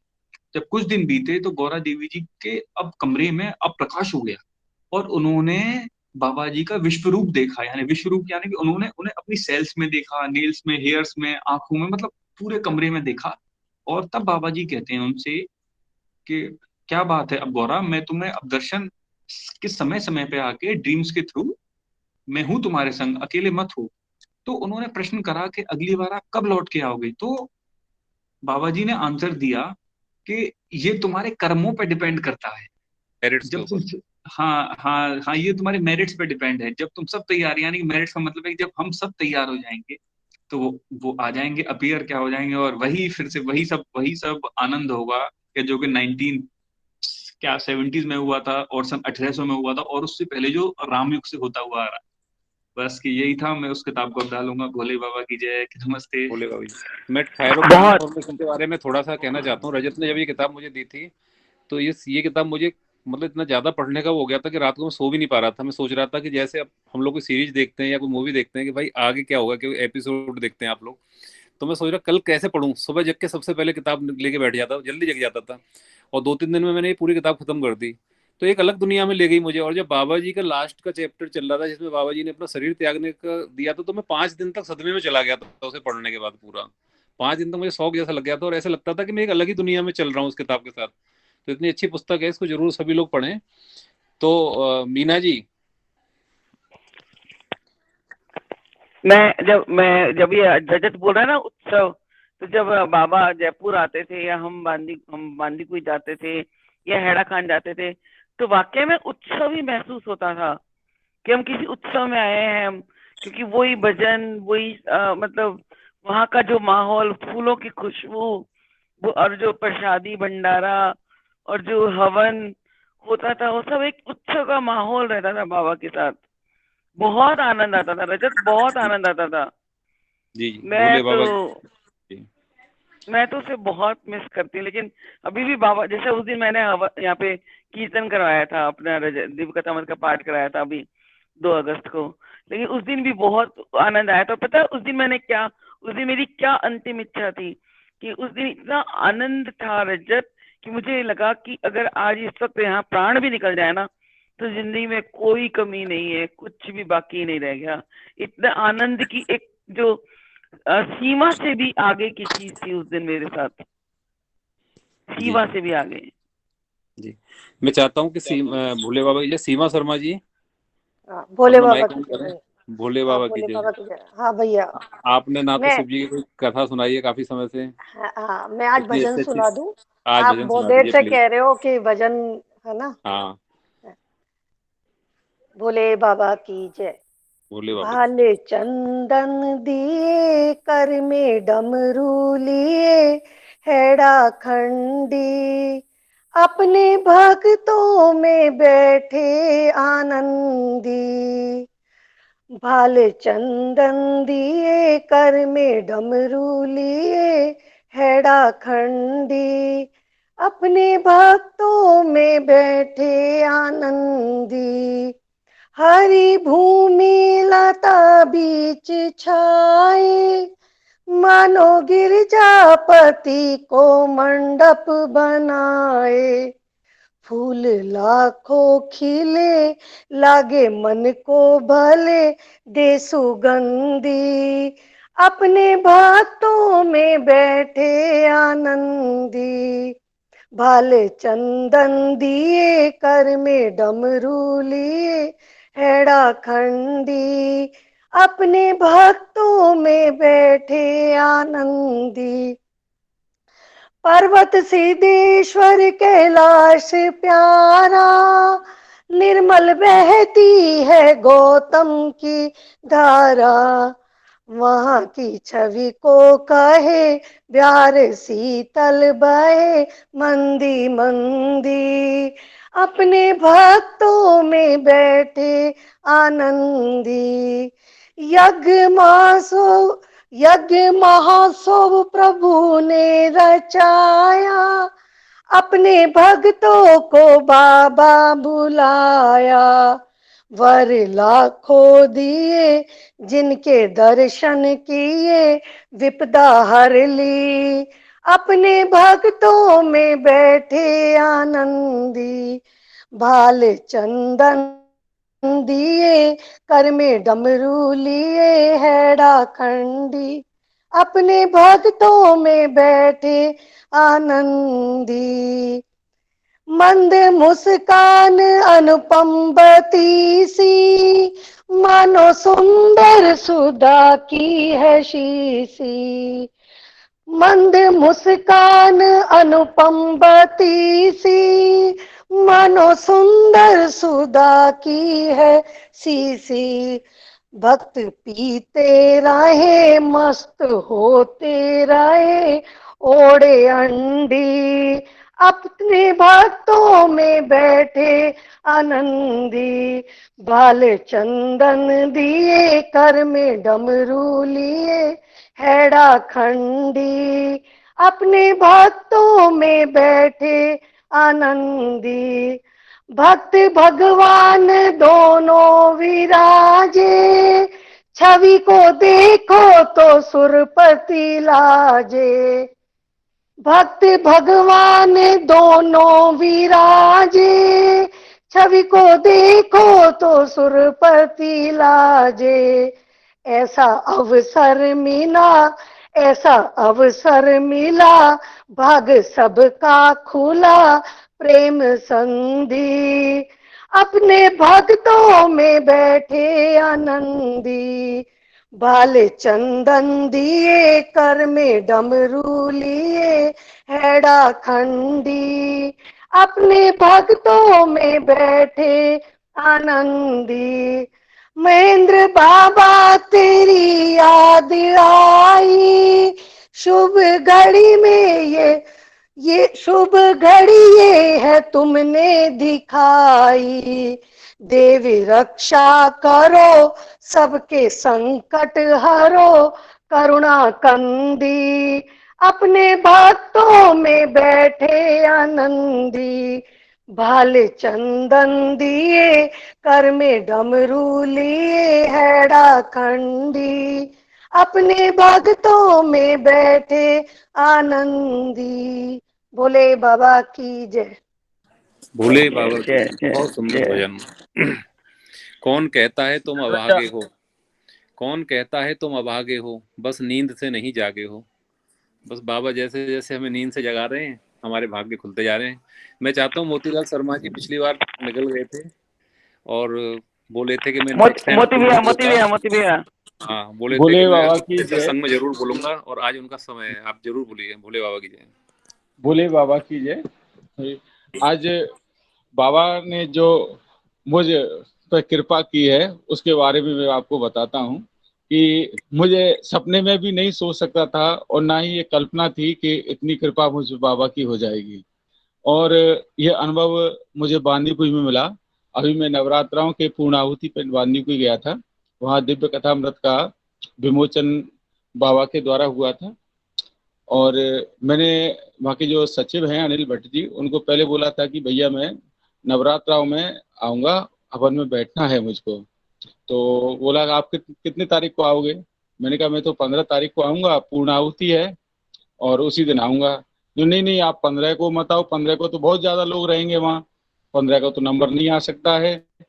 और फिर भी मैं कोशिश करूँगा, आपका नंबर आ जाता है तो बिल्कुल करूँगा कोशिश। मैंने कहा भैया आप देखना, मेरी रिक्वेस्ट है आपसे, क्योंकि बीच में तो आ नहीं पाऊंगा मैं। और उस दिन मेरा विचार है कि दिव्य कथामृत की जो पुस्तक है वो शायद जब तक छप के आ जाएगी और उसका विमोचन भी अपन बाबा के यहाँ करवा लेंगे, बाबा के चरणों में समर्पित कर देंगे। वन ठीक है, चलो देखते हैं। तो मैं 15 तारीख को सुबह घर से निकला था, बाइक से निकला था, मेरे यहाँ से 80 किलोमीटर है। तो मैं अकेला ही था और साथ में मेरा भाई का लड़का भतीजा भी था। तो मैं मोटरसाइकिल पे गया था। तो बांदीकुई से 15 किलोमीटर पहले सिकंदरा आता है, सिकंदरा मोड़ से बांदीकुई के लिए मुड़ते हैं। तो मैंने देखा कि मेरे बड़े भाई जयपुर से आने वाले हैं, तो मैं उनसे फोन करके पूछता हूँ कि आप कहाँ तक आ चुके हैं, क्योंकि 7:30 बजे तक वहां पहुंचना है। तो मैंने मोबाइल खोल के देखा तो उसमें 5 मिस कॉल श्री अनिल भट्ट जी की थी उसमें, और 2 कॉल भाई की थी। तो मैंने पहले अनिल भट्ट जी को कॉल लगाया तो उन्होंने कहा कि आप कहाँ तक आ गए हो भैया? मैंने कि भैया मैं सिकंदरा पे हूँ, आपने फोन किया था। जो हाँ मैंने आपको फोन किया है, आपने फोन नहीं उठाया। मैंने भैया मैं बाइक पे था और आप ऐसा है आप 15 मिनट में पहुंच जाओगे बांदीकुई? मैं बिल्कुल पहुंच जाऊंगा, 15 मिनट पहुंच जाऊंगा। तो ऐसा है कि हवन में आपको बैठना है और वो आ रहे हो, सभी लोग हवन में बैठ सकते हैं आप। तो मैंने कि 4 लोग, 3 लोग जयपुर से हैं, बड़े भाई हैं, दीदी हैं और भाभी जी हैं और एक मैं हूँ। हाँ मन ठीक है, वो तो सब बैठ जाएंगे, पर आपको एक काम करना है। और हवन की जो प्रमुख गद्दी है जिसपे हवन करते हैं, जो प्रमुख सीट होती है हवन पे बैठने वाले की, जो यज्ञ में घी की आहुति डालते हैं, और प्रमुख सीट जो होती है, और वो हवन आपके द्वारा होगा आज पूरा। आप ये सुनिए यश भैया और सब भक्त सुने कि मेरी तो मुझे प्राप्त हुई कि मैं कि ये क्या हुआ, ये बाबा ने ये क्या कर दिया मेरे साथ आज। मैंने कि इतनी बड़ी उपलब्धि जिसको मैं सोच भी नहीं सकता उस गद्दी पे बैठने के लिए, कि आज मुझे उस गद्दी पे बैठ के हवन करना है, जो कि मेरे लिए एक सोच से परे था। मतलब मेरी सोच से परे था।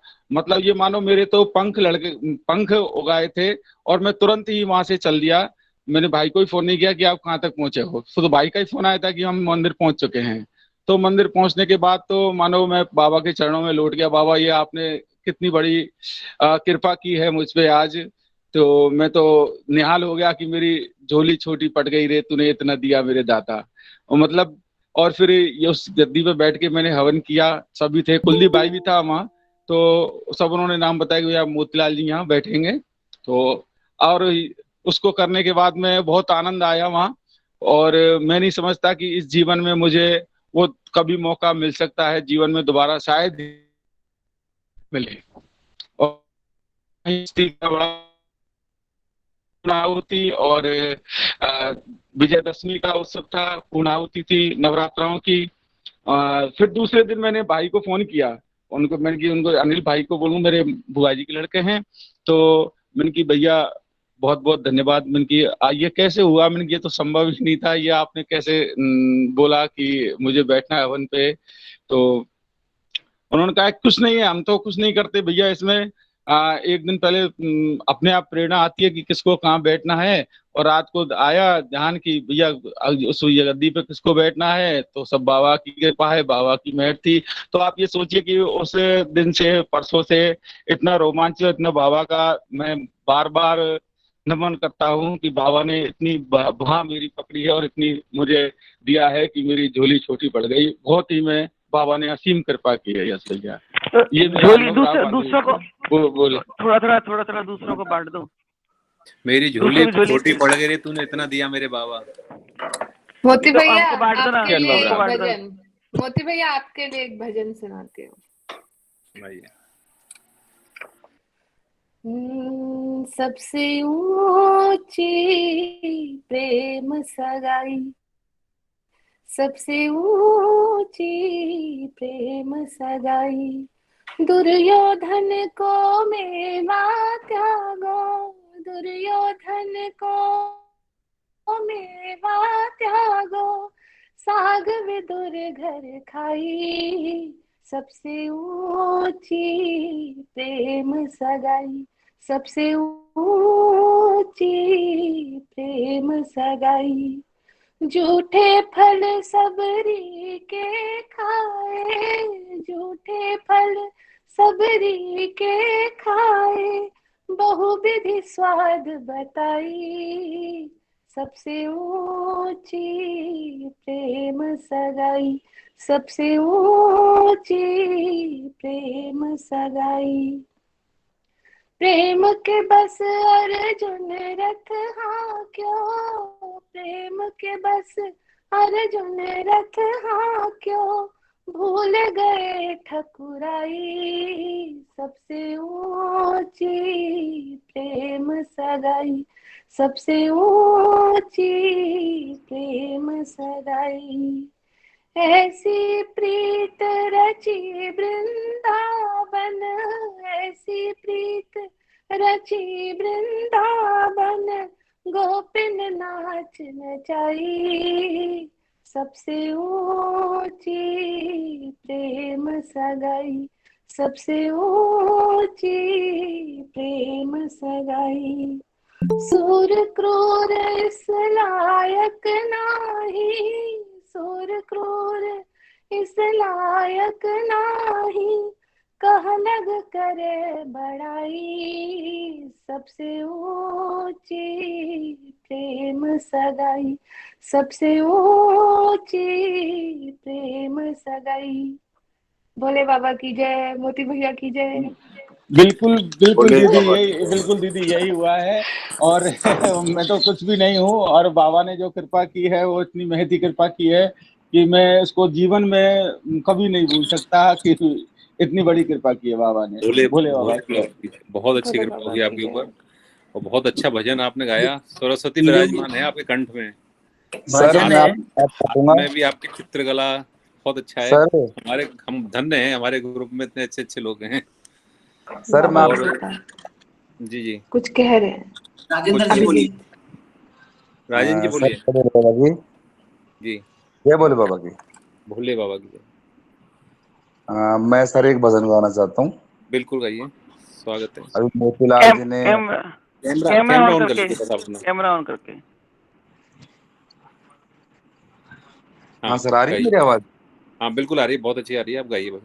हाँ, अभी मोतीलाल जी ने कहा था कि भगवान ने ऐसी झोली भरी मेरी, जी जी ऐसे असीम अनुकंपा हुई मेरे ऊपर भगवान की। जी जी। तो झोली गरीब की पड़ गई छोटी, झोली गरीब की पड़ गई छोटी, दातार तूने इतना दिया, प्रभु जी तुमने इतना दिया। आया मैं द्वारे तेरे आया, आया मैं द्वारे तेरे आया, लाया मैं खाली झोली लाया, लाया मैं खाली झोली लाया। बिन मांगे बाबा तूने मेरी झोली भर दी, बिन मांगे बाबा तूने मेरी झोली भर दी, दातार तूने इतना दिया, मेरे श्याम तूने इतना दिया हो,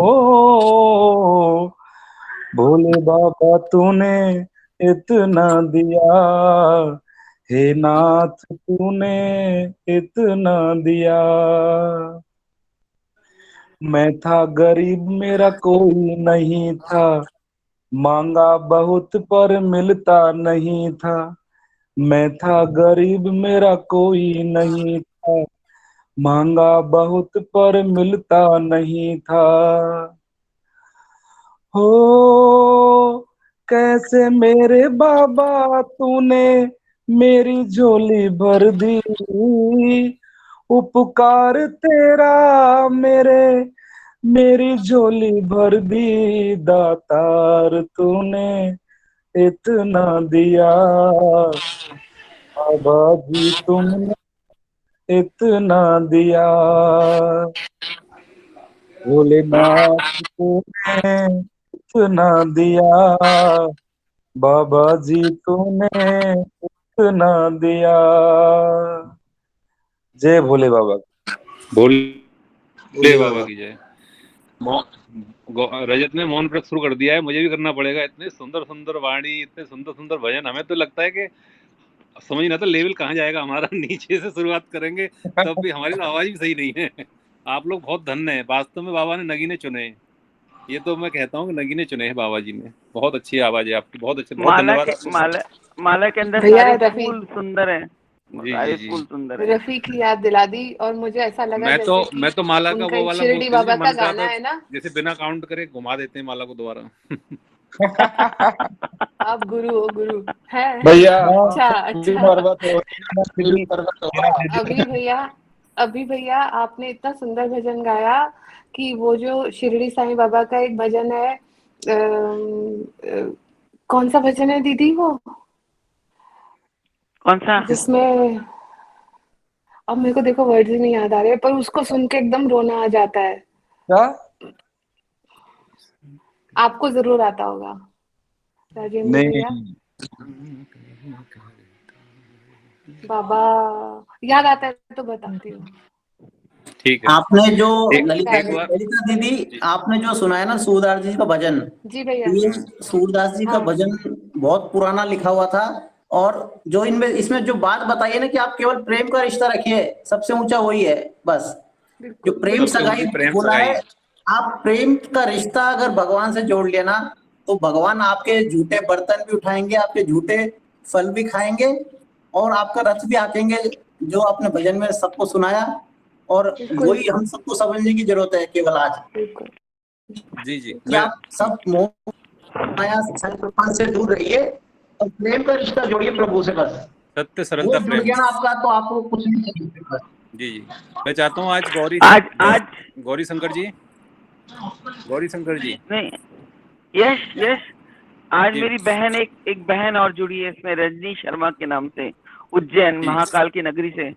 जी जी बिल्कुल बिल्कुल। महाकाल की नगरी जी से जी। जुड़ी है वो। महाकाल की जय। रजनी शर्मा रजनी जी, शर्मा।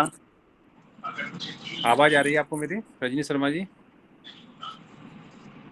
भोले वो बाबा शायद की आज उसका फर्स्ट टाइम है शायद, वो संकोच कर रहे हैं आने में। हाँ, संकोच कर रही है शायद। कोई और नए भक्त जो आज जुड़े हो, जिनका पहला या पहली दूसरी बार आए हो, तो अगर अपना परिचय देना चाहें या अपने गौरी विषय में शंकर कुछ जी, बताना गौरी शंकर जी आ रहे थे ना, गौरी शंकर गौरी भैया। शंकर जी, हाँ मैं गौरी शंकर जी। आपको मेरी आवाज आ रही है गौरी शंकर जी?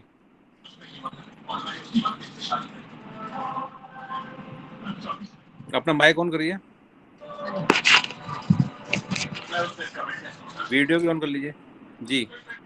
अपने बारे में थोड़ा परिचय दीजिए। कैमरा ऑन कीजिए, कैमरा। हाँ गौरी शंकर जी, जी कहाँ से हैं आप? भोले बाबा की जय। भोले बाबा की जय। मैं यशी मथुरा वृंदावन से हूँ अरे बहुत अच्छी। और अच्छा, मैं आप ये लोगों वो के है भजन जिनको सुने काफी। मैंने जोड़ा इनको। हाँ जी बताइए बहुत बहुत धन्यवाद। हाँ हाँ। और मैं तो यही चाहूंगा सभी अपने मित्रगणों से, अपने बाबा के सभी प्रेमी भक्तों से, कि जितना हो सके अपने बाबा का गुणगान जितना अधिक मात्रा में हम फैला सकते हैं उतनी अधिक मात्रा में फैलाया जाए। और मैं ये भी पूछना चाहूंगा जितने भी हमारे बाबा के प्रिय बंधु यहाँ जुड़े हुए हैं हमसे, क्या किसी ने बाबा की महिमाओं को कभी देखा है, कभी जाना है? अब अभी बताई भैया आपको, अभी बताया है पूरा वृत्तांत, अभी बताया है ये महिमान, इससे ज्यादा बड़ी क्या महिमा होगी? सभी ने देखा है। किसी ने देखा है? हाँ सभी ने देखा है जी। मेरे जो 3 पीढ़ियों से मैं जुड़ा हुआ हूँ बाबा से। मेरे बाबा श्री जो थे सूरजभान खंडेलवाल जी, वो बाबा से हैराकान से जुड़े हुए थे जी। और उन्होंने काफी महिमाएं देखी हैं, उससे ज्यादा मेरे पिताजी ने देखी हैं। कोई वो एक तो महिमा बताना चाहेंगे? जी, जैसे कि वो बताते हैं, हमारे पिताजी जो बताते हैं कि एक बार हवन हो रहा था हैरा खान विश्वनाधाम में। तो हैरा खान में जब हवन हो रहा था तो वहाँ घी की कमी पड़ गई। तो बाबा का कहना था कि घी की जगह आप जो गोमती गंगा है, गोमती गंगा में से जल मंगा करके घी के रूप में हवन किया था। जल से हवन किया था। जल से हवन किया था। तो काफी महिमाएं हैं जो मेरे पिताजी मेरे को बताते रहते हैं। तो मैं भी तभी से जुड़ा हुआ हूँ और गुरु दीक्षा भी मैं ले चुका हूँ। तो मैं यही चाहूंगा कि बाबा का जितना अधिक गुणगान हमारे द्वारा किया जा सके उतना ही हम लोगों के लिए अच्छा होगा। गौरी शंकर जी, मैं भी 3 पीढ़ी से जुड़ी हुई हूँ। जी जी बहुत बहुत। पांचवी आपके पीढ़ी मेरे पिताजी पोते का क्या पोती नाम हैं। था गौरी शंकर जी? गौरी शंकर जी आपके पिताजी का नाम? मेरे पिताजी का नाम तो है गुड्डू खंडेलवाल, विजय खंडेलवाल। गुड्डू उर्फ विजय खंडेलवाल। जी जी। अगर नाम सुना हो, मथुरा से हैं पिताजी। चलो ठीक, अच्छा। और बाबा श्री का नाम है सूरजभान खंडेलवाल। बहुत अच्छा बहुत अच्छा। चलिए अच्छा है कि आप जिनको भूरी सेठ के नाम से जानते थे। अच्छा, भूरी सेठ, ठीक भूरी सेठ, समझ भूरी सेठ। बाबा जब भी समझ गए? हवन करते थे, बाबा जल का लोटा पानी का हमेशा डालते थे, भर के लोटा पानी का जग जी में, जी जी। और वो अग्नि एकदम इतनी तेज प्रज्वलित हो जाती थी, अपन तो और सोचते तेज हो अपन जाती थी। हाँ, बाबा हमेशा हवन करते समय भी एक पानी का जग लोटा भर के फुल डालते और अग्नि फुल प्रज्वलित हो जाती रजत तेजी ने के साथ। रजत ने एक बाबा का पुस्तक अभी चमत्कार था। जी, रजत ने ऑनलाइन एक पुस्तक डाल दी है ग्रुप में, उसे आप सभी लोग पढ़िएगा और डिक्शनरी की सहायता से ही पढ़ सकते हैं। बहुत ज़्यादा क्लिष्ट अंग्रेजी नहीं है उसकी, बहुत सिंपल लैंग्वेज में इजीली आप उसे समझ सकते हैं। जहाँ मैंने वो तक पढ़ी मेरा तो बहुत मानना है आसानी सभी से समझ में आ गई। एजुकेटेड ही जुड़े हुए हैं। उसमें बाबा जी जो हवन करते थे, हवन के बारे में एक प्रसंग दिया हुआ है कि एक जगह गांव में हवन था, ठाकुर के यहाँ पे हवन रखा गया था, तो बाबा जी ने ड्रम पानी से हवन किया था, घी के एक बूंद का भी इस्तेमाल नहीं किया गया था, घी के लिए मना कर दिया था, घी नहीं आएगा हवन में, जल से हवन कराएंगे। तो उसे देखने के लिए बहुत बहुत आसपास के गांव के लोग आ गए थे और 10-10 फीट तक लपटें उठ रही थी हवन में से, और बाबा जी भर भर के लोटा जल डालते जा रहे थे और हवन बढ़ता जा रहा था। तो वो चमत्कार देखकर लोग दंग रह गए कि बाबा जल से कैसे हवन कर सकते हैं। अग्नि और जल आपस में परस्पर बैरी माने जाते हैं, इनका स्वभाव बैरी है। अग्नि तत्व जल तत्व दोनों के विरोधाभास स्वभाव में पाए जाते हैं, लेकिन बाबा जी का चमत्कार था। जब चलिए सृष्टि का सत्संग रचयिता को थोड़ा सा आगे ले जाते हैं, समय काफी तेजी से बढ़ रहा है यश, जी। जब सृष्टि का रचयिता ही खुद जिसने अग्नि को रचा, हाँ, जिन्होंने जिसने जल को पंचभूतों के रचा, अधिपति हैं, जो पांचों भूत हैं उनके हाँ अधीन हैं, पंचभूतों का तो वो तो अधिपति कुछ है, भी कर सकते हैं। वो तो कुछ भी कर सकता जी है। मैंने एक बार देखा है हेड़ा खान में उनका हवन। जी जी और एक बार मंदिर में मैं तो वैसे भी हेड़ा खान और रानीखेत के टेम्पल मेरे घूमे हुए हैं, मैं हर साल वहाँ जाता हूँ और मुझे बहुत अच्छा लगता है। बहुत अच्छा, बहुत अच्छा। आप बहुत सत्संग अच्छा में लगता जरूर आया है। एक करें। बार कभी भी कोई बांधी कोई से जुड़ा हुआ हो, आप बिल्कुल जुड़े रहिए साथ में, और आप अपने अनुभव समय समय पर बताइए जाइएगा। पेज में मैं जुड़े हुए हैं बिल्कुल, आप मैं हमारे पेज? वृंदावन तो अक्सर जाता रहता हूँ, हफ्ते में 15 दिन में मैं जाता रहता हूँ, लेकिन एक बांदी कुई का मंदिर देखने की इच्छा थी। अगर कोई मेरी भी बांदी कुई से हो तो वो एड्रेस मेरे लिए सेंड करें। हाँ, अभी भेज देते हैं भैया। मेरा ननिहाल है बांदी कोई, और जी जो जी। मंदिर है वो मेरे मामाओं ने ही बनाया है, मामा के बेटे ने बनाया वो। एक बार आप उनका आप बांदी कुई में तो किसी से भी पूछ लेना, ई रिक्शा वाले से, वो हेड़ा खान बाबा मंदिर ले जाएंगे। अरे आप किसी से भी पूछ वहाँ लेना। उतर के स्टेशन पर उतर के पूछ लो भाई हेड़ा खान बाबा मंदिर जाना है, आपको वो भी कोई भी पता ले जाएगा रिक्शा वाला। अच्छा अच्छा अच्छा, बहुत बहुत धन्यवाद। या भटजी मेडिकल स्टोर पूछ लो आप, भटजी मेडिकल स्टोर बांदी पे कोई के आपको महाराज हैं, उतार देगा। बांदी कोई के राजा धीराज हैं हमारे हेड़ा खान बाबा। आप भटजी मेडिकल स्टोर पहुंच जाओ, फिर वहाँ से आपको कोई भी ले जाएगा अगर कोई नहीं ले जाता तो। चलिए बात इस बार मेरा जाने का विचार है, और बहुत जल्दी देखो बाबा का आशीर्वाद रहा तो बहुत जल्दी वहाँ पहुंचेंगे हम। दिवाली के बाद पहुंचिए, मैं भी आ रही हूँ। मैं भी जी जी जाऊंगा, बिल्कुल मैं भी आ रही हूँ, ललिता को लेके मैं ही तो आऊंगी। ठीक है सर, मुझे अभी भी तो आना। सभी आते हैं। ललिता अपन दोनों वही चलेंगे। वही भजन करते हैं। चलिए एक यश किसी जी, मैं निर्धारित कर आपको लेते हैं, इसके लिंगाष्टक बाद सुनाता ग्रुप हूँ। में एक ग्रुप में यश जी, एक यश जी, मैं लिंगाष्टक सुनाता हूँ। लिंगाष्टक, क्या बोला अंजना? लिंगाष्टक, लिंगाष्टक। अंजना चलेगी तो हाँ। आप कौन बोल रहे हैं? मुझे कर सामने आ लेना नहीं रहे जब फ्रंट पे। लिंगाष्टक कौन सुनाना चाहते हैं? राकेश भाई साहब। राकेश जी अपना कैमरा ऑन करिए। हाँ हाँ। शुरू से ही ब्रह्म मुरारे आप सुरार्चित अपना माइक ऑन कर लीजिए, गौरी शंकर जी माइक ऑन कर लीजिए। निर्मल भाषित शोभित लिंगम जन्मज दुख विनाशक लिंगम तत्प्रणमामि सदा शिवलिंगम देव मुनि प्रव्रार्चित लिंगम कामदहम करुणाकर लिंगम रावण दर्प विनाशन लिंगम तत्प्रणमामि सदा शिवलिंगम सर्व सुगंधि सुलेपित लिंगम बुद्धि विवर्धन कारण लिंगम सिद्ध सुरासुर वंदित लिंगम तत्प्रणमामि सदा शिवलिंगम कनक महामणि भूषित लिंगम फणिपति वेष्टित शोभित लिंगम दक्ष सुयज्ञ विनाशन लिंगम तत्प्रणमामि सदा शिवलिंगम कुंकुम चंदन लेपित लिंगम पंकज हार सुशोभित लिंगम संचित पाप विनाशन लिंगम तत्प्रणमामि सदा शिवलिंगम देव गणार्चित सेवित लिंगम भावर भक्ति भीरेव च लिंगम दिनकर कोटि प्रभाकर लिंगम तत्प्रणमामि सदा शिवलिंगम अष्टदलो परिवेष्टित लिंगम सर्व समुद्भव कारण लिंगम अष्टदरिद्र विनाशन लिंगम तत्प्रणमामि सदा शिवलिंगम सुरगुरु सुरवर पूजित लिंगम सुरवन पुष्प सदार्चित लिंगम परात् परम परमात्मक लिंगम तत्प्रणमामि सदा शिवलिंगम। ओम लिंगाष्टकम पुण्यम ये पठेत शिव समितो शिवलोक में वापस शिवेन से मुदते। ओम शांति शांति। ओम नमः शिवाय भोले नमः बाबा शिवाय। की जय। भोले लिंग बाबा जो की है, लिंग जो है संस्कृत में इसका अर्थ होता है चिन्ह। लिंग का अर्थ होता है चिन्ह। भगवान शिव का चिन्ह को ही भगवान शिव का लिंग कहा जाता है, कि उनका एक चिन्ह है।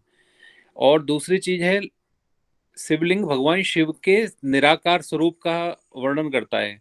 भगवान शिव का जो वेर स्वरूप कहा जाता है, वो साकार स्वरूप कहा जाता है, वो उनका स्वरूप है जिसमें 3 नेत्र हैं, जटाएं हैं, चंद्रमा है, मुकुट है, गंगा जी हैं। वो भगवान शिव का वेर स्वरूप है। और लिंग स्वरूप जो है भगवान के निराकार स्वरूप को बताता है। वो 1 अंगुल का भी हो सकता है, वो 10 फीट का भी हो सकता है, वो 200 फीट का भी हो सकता है। इवन ब्रह्मांड को भी एक तरह का लिंग ही माना गया है, कि ये ब्रह्मांड है, पूरी सृष्टि एक लिंग की तरह ही है। ये हमारा जो यूनिवर्स है, ये एक भगवान शिव के लिंग की तरह ही ऊर्जा इसके अंदर व्याप्त है।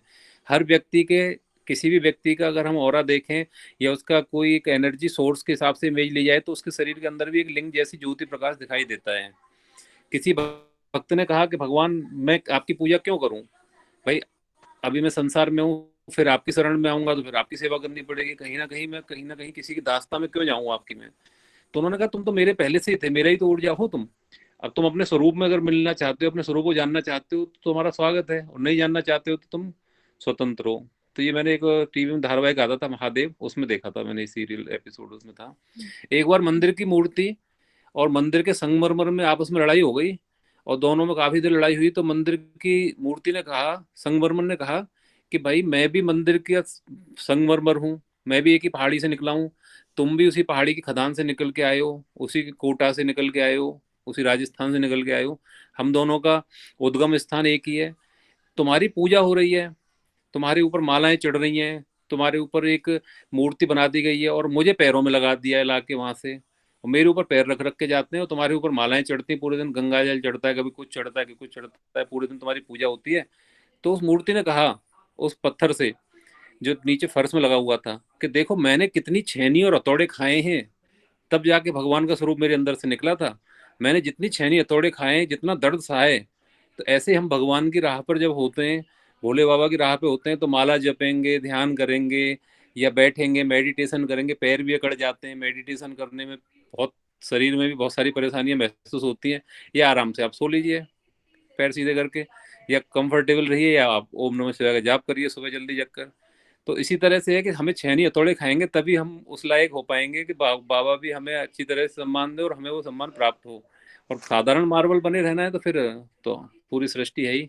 आगे कोई कुछ कहना चाहे? सत्संग में काफी समय हो गया है, 1 घंटा 33 मिनट हम लोगों का जा चुका है, तो अभी हम इसको समापन की ओर ले जा रहे हैं। तो कुछ कोई अगर कहना चाहे तो एक। हेलो जी जी जी भोले बताइए। बाबा, भोले बाबा की जय। भोले बाबा की ये जय। जो अभी आपने जो बताया कि शिवलिंग कैसे बनता है, तो मैं इस बारे में एक बहुत छोटी सी घटना आपको बताता हूँ। 1984 में जब बाबा ने इस शरीर को छोड़ दिया, उसके बाद साल 2 साल के अंदर जब मन में शायद इतनी आंतरिक व्यथा सी महसूस होने लगी थी कि बाबा नहीं है, बाबा नहीं है, बाबा नहीं है, तो भगवान ने उसको शायद सुन करके, मेरी बात का शायद बहुत कम लोग यकीन कर पाएंगे, लेकिन ये सत्य है, मेरे पास कोई वजह नहीं है झूठ बोलने की, कि स्वयं साक्षात मेरे साथ कम से कम 2 घंटे उन्होंने शरीर विराज कर अपने दर्शन देकर और मुझको ये बात समझाई कि देखो 2 पत्थर लेके अगर अपन पहाड़ पे चढ़ जाते हैं तो एक पत्थर अपन जोर से फेंकते हैं और सीधा जमीन पे गिरता है, पहाड़ पे से जाके जमीन पे गिरा, और दूसरा पत्थर अपन वहीं से लुढ़का देते हैं, वो दुनिया भर के पेड़ों से, पत्थरों से, नोकीले पत्थरों से टकराता टकराता टकराता जमीन पे पहुंचता है। वो ऐसी शेप बन जाता है कि जो चलने वाला रास्ते से आदमी गुजरता है वो दोनों पत्थरों में से उसको उठाता है, अरे ये तो कोई शिवलिंग है, और उसको मंदिर में स्थापित कर देता है। और उसके बाद लाखों हजारों करोड़ों लोग उसको जल चढ़ाते हैं, पूजा करते हैं, शिव का साक्षात स्वरूप जो प्रतीक मानकर उसकी पूजा होती है।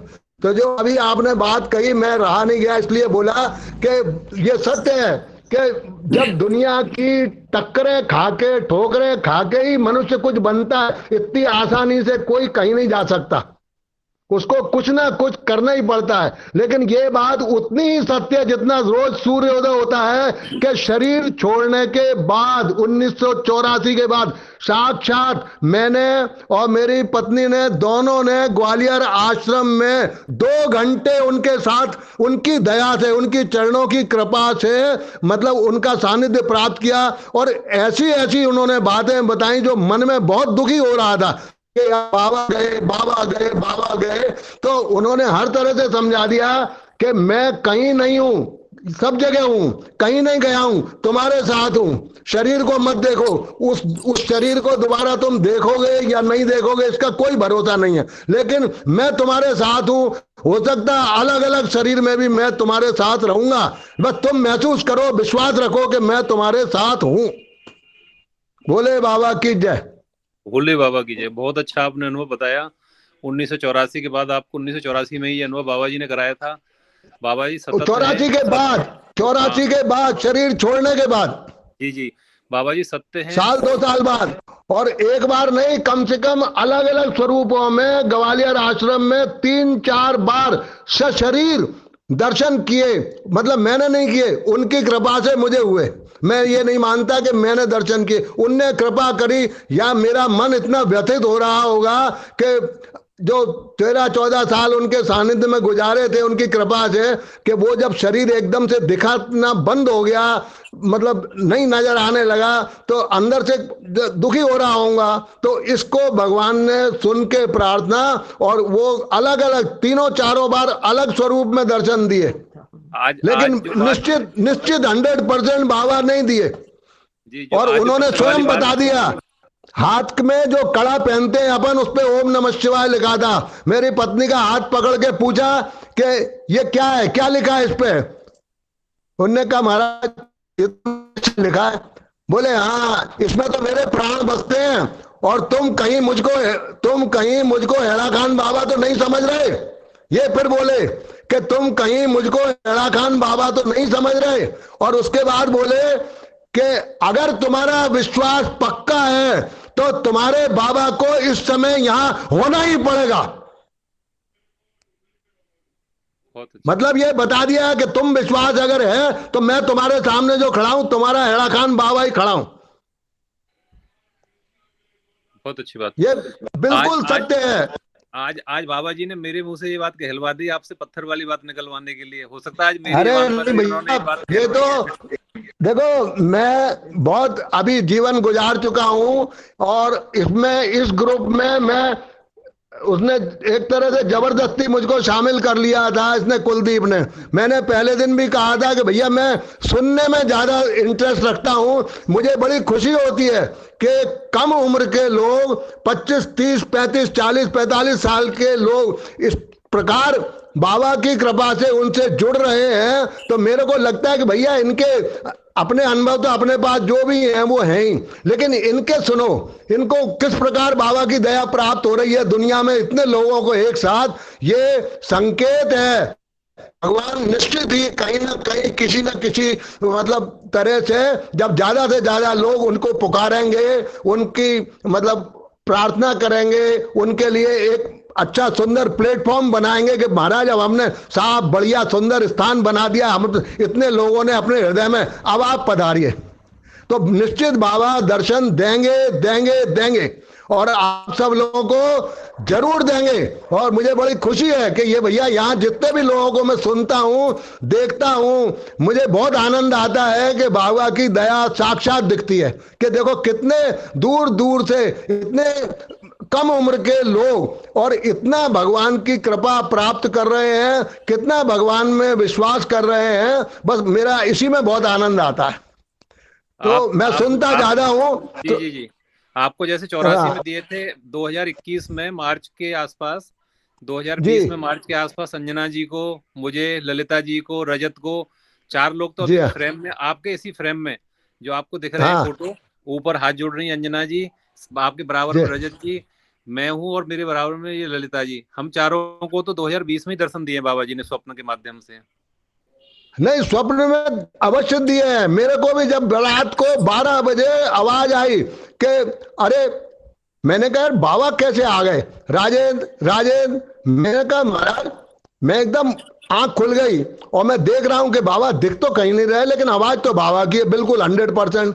तो बाबा बोले कि क्या हो गया, कैसे हो? मैंने कहा महाराज दया है आपकी, हमेशा से रही है, अब भी है, लेकिन हाँ ये जरूर है कि अब आप चले गए तो थोड़ा दुख भी होता है। तो बोले हमारी छोड़ यार, हम तो ऐसे ही आते रहेंगे और ऐसे ही जाते रहेंगे, तू अपनी फिक्र कर और ज्यादा दुखी मत हो। मेरे कमरे में कुर्ता टोपी स्वरूप का छोटा सा कमरा था, उसमें महेंद्र महाराज का और कुर्ता टोपी स्वरूप का एक फोटो लगा था। फिर बाबा ने उसकी तरफ इशारा किया, कुर्ता टोपी वाले चित्र की ओर, कि इसका ध्यान किया करो, इसकी तरफ इशारा किया कि इसका ध्यान किया करो। और बस फिर मतलब मैं देखा कि कुछ नहीं है, आवाज भी बंद हो गई और मैं सो गया। ये करीब रात को 12 बजे की बात है। उसके बाद मुझे दर्शन हुए ग्वालियर आश्रम में, 85 में, 86 में, 2-3 साल लगातार अलग अलग स्वरूपों में ग्वालियर में आश्रम में बाबा ने बिल्कुल फिजिकल, जैसे आप मुझे देख रहे हैं, मैं आपको देख रहा हूं, बात कर रहे हैं, ऐसे सशरीर दर्शन दिए। और हमने बहुत देर तक उनके चरण दबाए। तो बोले कि तुम क्या करते हो? मैंने कहा महाराज थोड़ा बहुत फोटोग्राफी कर लेते थे। नहीं, तुम्हारे हाथ बहुत मुलायम हैं, तुम कोई कलाकार तो लगते हो। मैंने कहा आपके आगे कौन कलाकार, आप भगवान तो सब कुछ है, जो भी करा ले, जिससे किसी को भी आप जिसके सिर पे हाथ रख दोगे उससे न मालूम दुनिया का हर काम करा सकते हो। हम तो बहुत साधारण जीव हैं, आपके चरणों की बस दया है थोड़ी सी। तो बस ऐसे बहुत किस्से सुनाए साक्षात, और एक ऐसा प्रसंग सुनाया कि जीवंत आदमी का दाह संस्कार उन्होंने कहा, उसको मतलब दफन कर दिया। और दफन करने के बाद जब जंगल में उसके घर वालों को उन्होंने दिखाया, उन्होंने कहा ये कौन है? तो उन्होंने कहा ये तो हमारे वही है चाचा जी, जिनकी अभी कल मृत्यु हुई है और हमने इनको दफन किया है। तो बोले तुम जबरदस्ती कह रहे हो कि ये मर गया, ये तुम्हारे सामने तो खड़ा हुआ है। तो उन्होंने कहा हाँ, हम झूठ कैसे कह दें, हमारे सामने खड़े हैं, आप ठीक कह रहे हो। जब वो अपने घर आए बेचारे, तो वो भी महात्मा जी भी आ गए उनके साथ। तो बोले लेकिन हमको अभी विश्वास नहीं हो रहा बाबा, ये हमने कल दफन किया है। तो उन्होंने गड्ढा खोद के देख लो।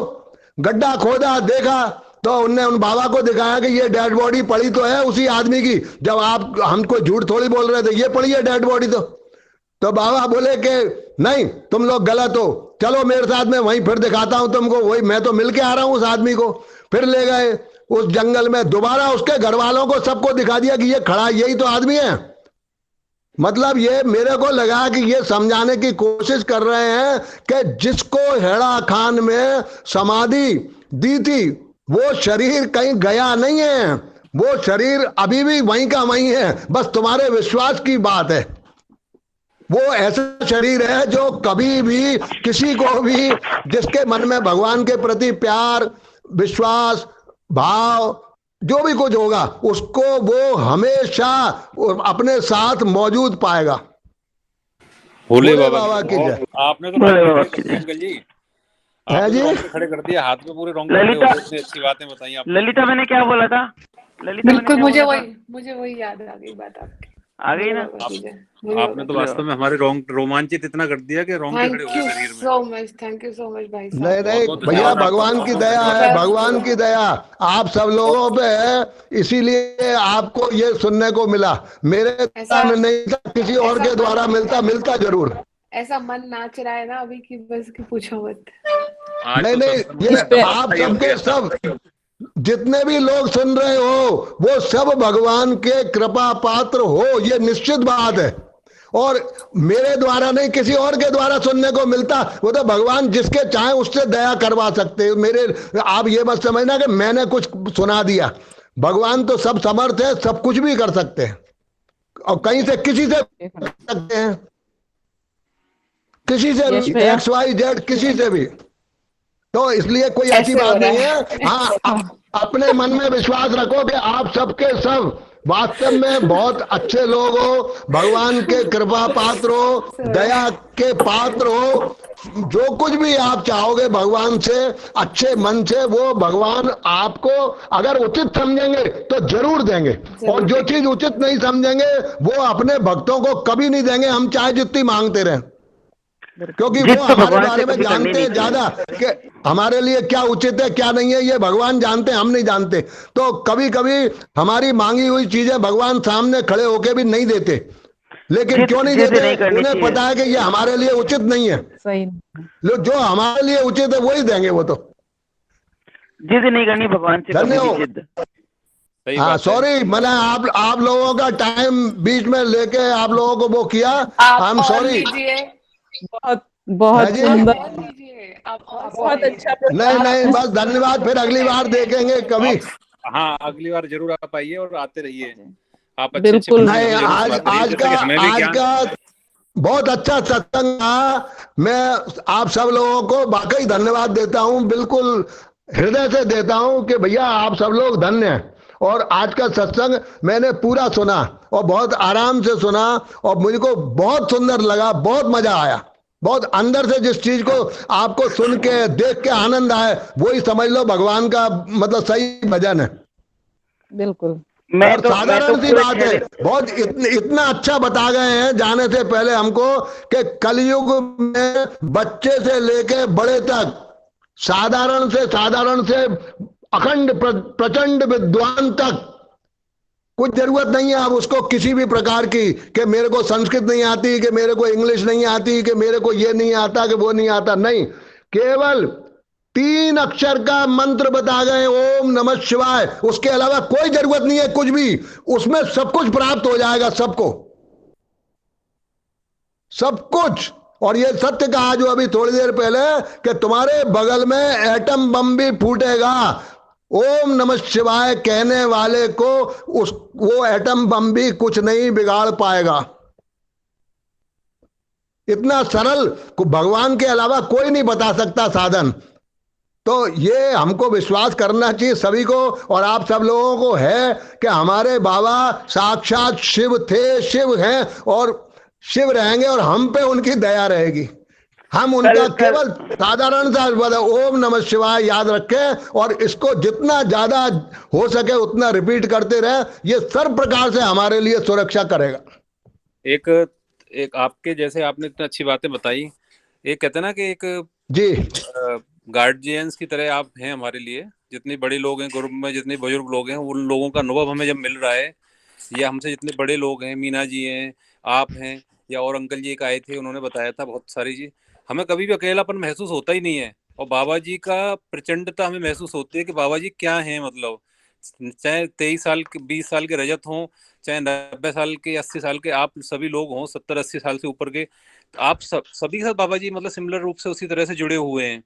तो इससे हमें बहुत एक एनर्जी मिलती है, बहुत अच्छा एक कहते हैं ना कि अंतर मन हमारा बहुत मजबूत होता है इस चीज को, और बाबा के प्रति हमारी भक्ति और बढ़ जाती है। आपका ये सब अनुभव नहीं, बिल्कुल सत्य मानिए, इस बात को आप बिल्कुल सत्य मानिए। सब जितने भी 180-90 मेंबर सुन रहे हो, कि मैं अपने जीवन के अनुभव से कह सकता हूं, जो मुझे अब तक प्राप्त हुआ है, कि सबके सब बिना बाबा की कृपा के कोई उनसे जुड़ ही नहीं सकता। उनके स्वप्न में भी उनके दर्शन नहीं कर सकता। तो जिनको हुए हैं वो निश्चित ही जन्म जन्मों से उनके कृपा पात्र हैं, आज से नहीं, जन्म जन्मों से।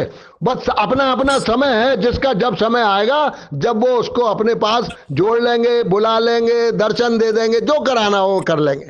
तो मुझे वाकई बहुत अच्छा लगता है कि भगवान बड़ी दया है आपकी कि इतने अच्छे अच्छे लोगों को आप दर्शन देके कृतार्थ कर रहे हैं, और कम उम्र के लोगों को कर रहे हैं। ये बहुत अच्छी बात है, बहुत अच्छा। भोले बाबा की बिन जय। बिन भगवान आप सब पे दया करें, खूब खुश रखे भोले सबको। भोले बाबा की जय। बिन भोले हरि बाबा कृपा की बिन भोले बाबा की जय। बिन हरि भैया कृपा हाँ बिन मैं ना हुई, जो राम कृपा बिन सुलभ ना कोई। तो ये तो राम की कृपा हाँ, है, भोले बिल्कुल बाबा की। बिल्कुल बिल्कुल बिल्कुल बिल्कुल सही बात है। अंजना कुछ कहना चाहती है अंजना? हाँ दीदी, बोलिए।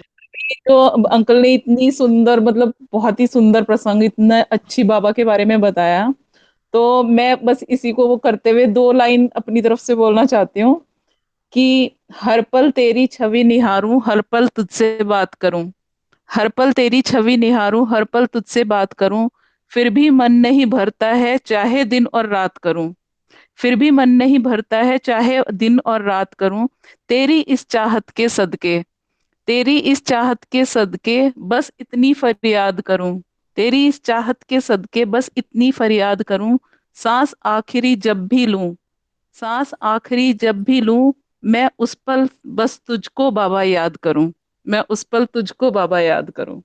भोले बाबा की जय।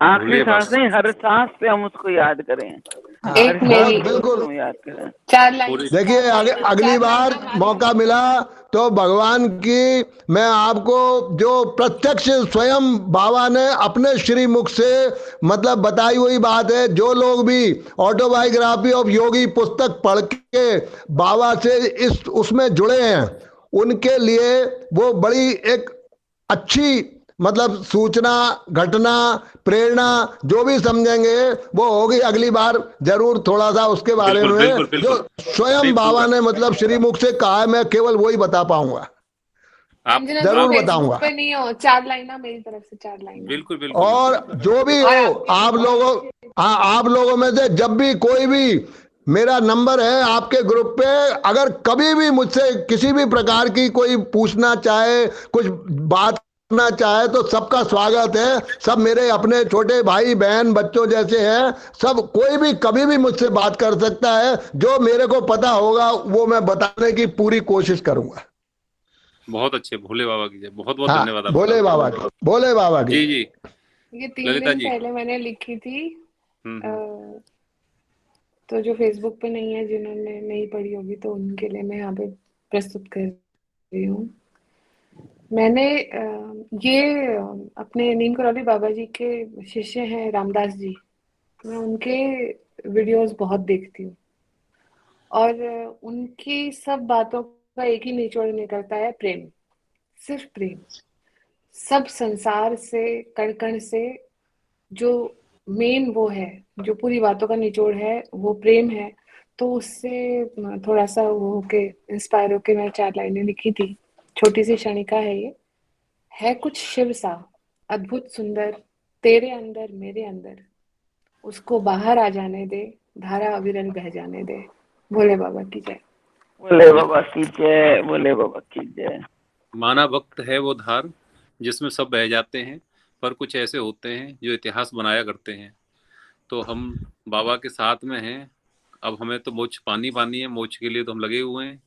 सभी का लास्ट में एक ही टारगेट है कि भाई मोक्ष कैसे प्राप्त करी जाए, कैसे इस जन्म हाँ मरण के बंधन को काटा जाए। बार बार जन्म लेना, बार बार फिर मर जाना, फिर ये पति, ये पत्नी, ये परिवार, ये सासू माँ, ये ननद, ये भाई, ये बंधु, फिर चले जाते हैं, फिर आ जाते हैं। ले जाके कितना प्रेम करने वाले सब हमारे प्रेमी जन होते हैं, शमशान घाट ले जाते हैं, कहते हैं भाई बिस्तर पे मत लिटा लो, बेचारा इतना महंगा बेड खरीद के लाया था 1 लाख रुपए का, कहते हैं बेड पे मत लिटा लो, इसे तो जमीन पे लिटा लो, तो बाहर ले जाके इसके कपड़े हटाओ, ये हटाओ, वो हटाओ, बेचारा इतना चुन चुन के जीन्स लाता है। उसके बाद में शमशान घाट में जो खास दोस्त होते हैं वो कहते हैं भाई ये कहीं सपने में ना आ जाए, सपने में भी आ जाए तो फिर लड़ाई होती है कि अरे जेठानी को पूरा माल दे गया और सपने में हमारे पति देव के में आते हैं बाबा, भाई उनको सारा माल देगा तो उनके सपने में जाओ ना। उसके बाद में नाती पंथी होते हैं, वो कहते हैं कि जी बाबा की फोटो क्यों लगा रखी है, बुड्ढा मुझे आंखें दिखाता रहता है, मुझे डर लगता है पूरी रात देख देख के इसको। तो भैया तीसरी पीढ़ी के बाद में तो नाम भी नहीं पता होता, चौथी पीढ़ी में तो नाम भी नहीं पता होता। कोई पूछ ले कि आपके पर बाबा के पिताजी का नाम क्या था, कि वो कोई महाराणा प्रताप थोड़ी ना थे जो हमें उनका नाम पता होगा। तो कुल मिलाकर संसार के लिए पूरी जिंदगी हमारी निकल जाती है, और संसार ही हमें लास्ट में कुछ नहीं करता। और उसके बाद में भी फिर एक लोटे में रख के घर वाले कहते हैं भाई आज मीटिंग है, आज ये है वो है, महीनों महीनों लग जाते हैं, तब जाके हरिद्वार भी नहीं जा पाते तो कचला घाट पे जाके विसर्जन कराते हैं। तो कुल मिला के ये है कि जीवन पूरा जिनके लिए निकल गया उनसे क्या प्राप्त हुआ। तो बाबा जी के लिए थोड़ा सा जीवन क्यों ना निकालें, अपने लिए क्यों ना निकालें? किसके लिए निकाल रहे हैं हम सारा जीवन? धन बचपन निकल जाता है क्रिकेट खेलते खेलते, जवानी निकल जाती है पैसे कमाते कमाते, बुढ़ापा निकल जाता है नाते खिलाते खिलाते, और अपने लिए क्या किया? कुछ नहीं।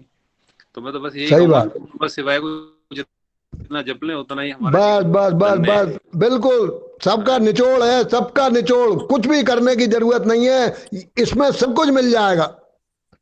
जिगरी से जिगरी दोस्त भी होगा, उसके भी सपने में आप आ जाओ मरने के बाद, तो वो भी कहेगा यार, उसकी मम्मी कहेंगी भाई तेरे ऊपर तो कुछ चक्कर हो गया, चल कहीं झाड़ फूंक करा लाएं, तेरा दोस्त तेरे सपने में क्यों आ रहा है? मतलब दोस्त सपने में भी आना बर्दाश्त नहीं करते लोग। नहीं, ये बर्दाश्त नहीं है हमारा, तो हमारा जीवन क्या है?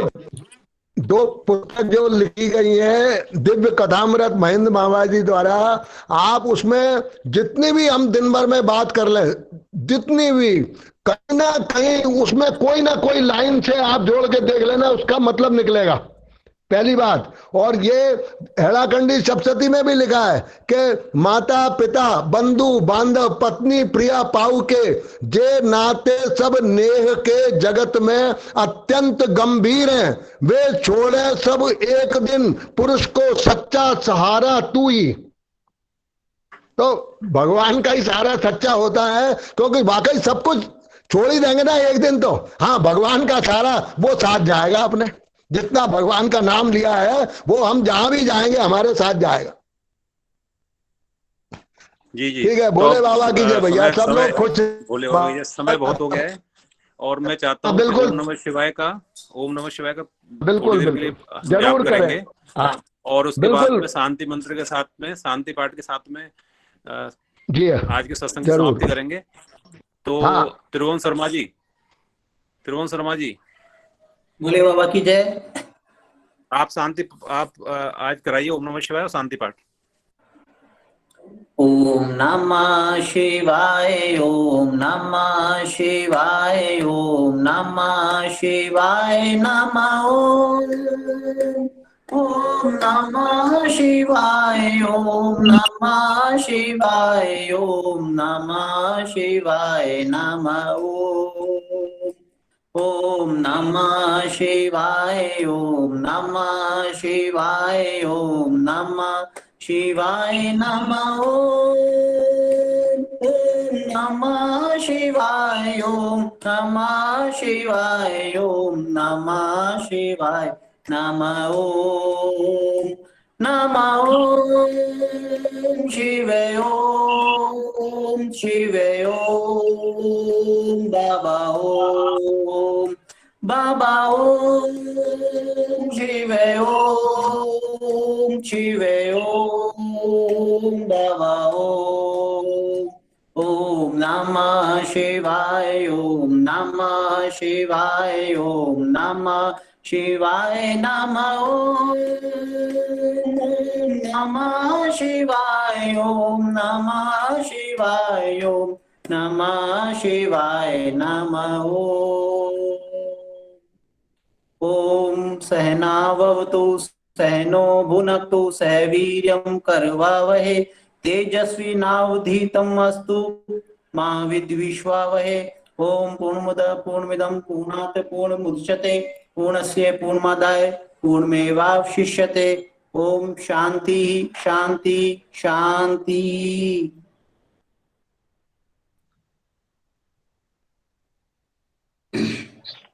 जयकारे लगाओ भैया।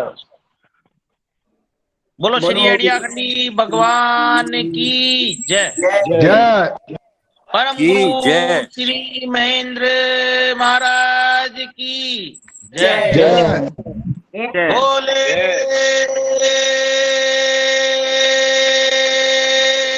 बाबा की जय। जय। बोली मैया की जय। जय। जय श्री महा माया की जय। जय श्री महा प्रभु जी की जय हो जय हो। बजरंग बली की जय। जय। सनातन धर्म की जय धर्म की जय हो।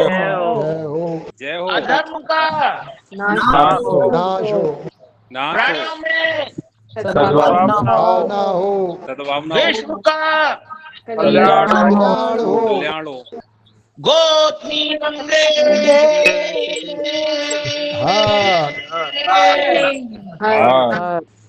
नर्मदे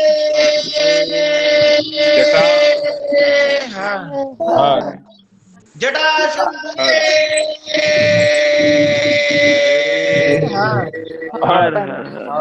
ओम नमो पार्वती पते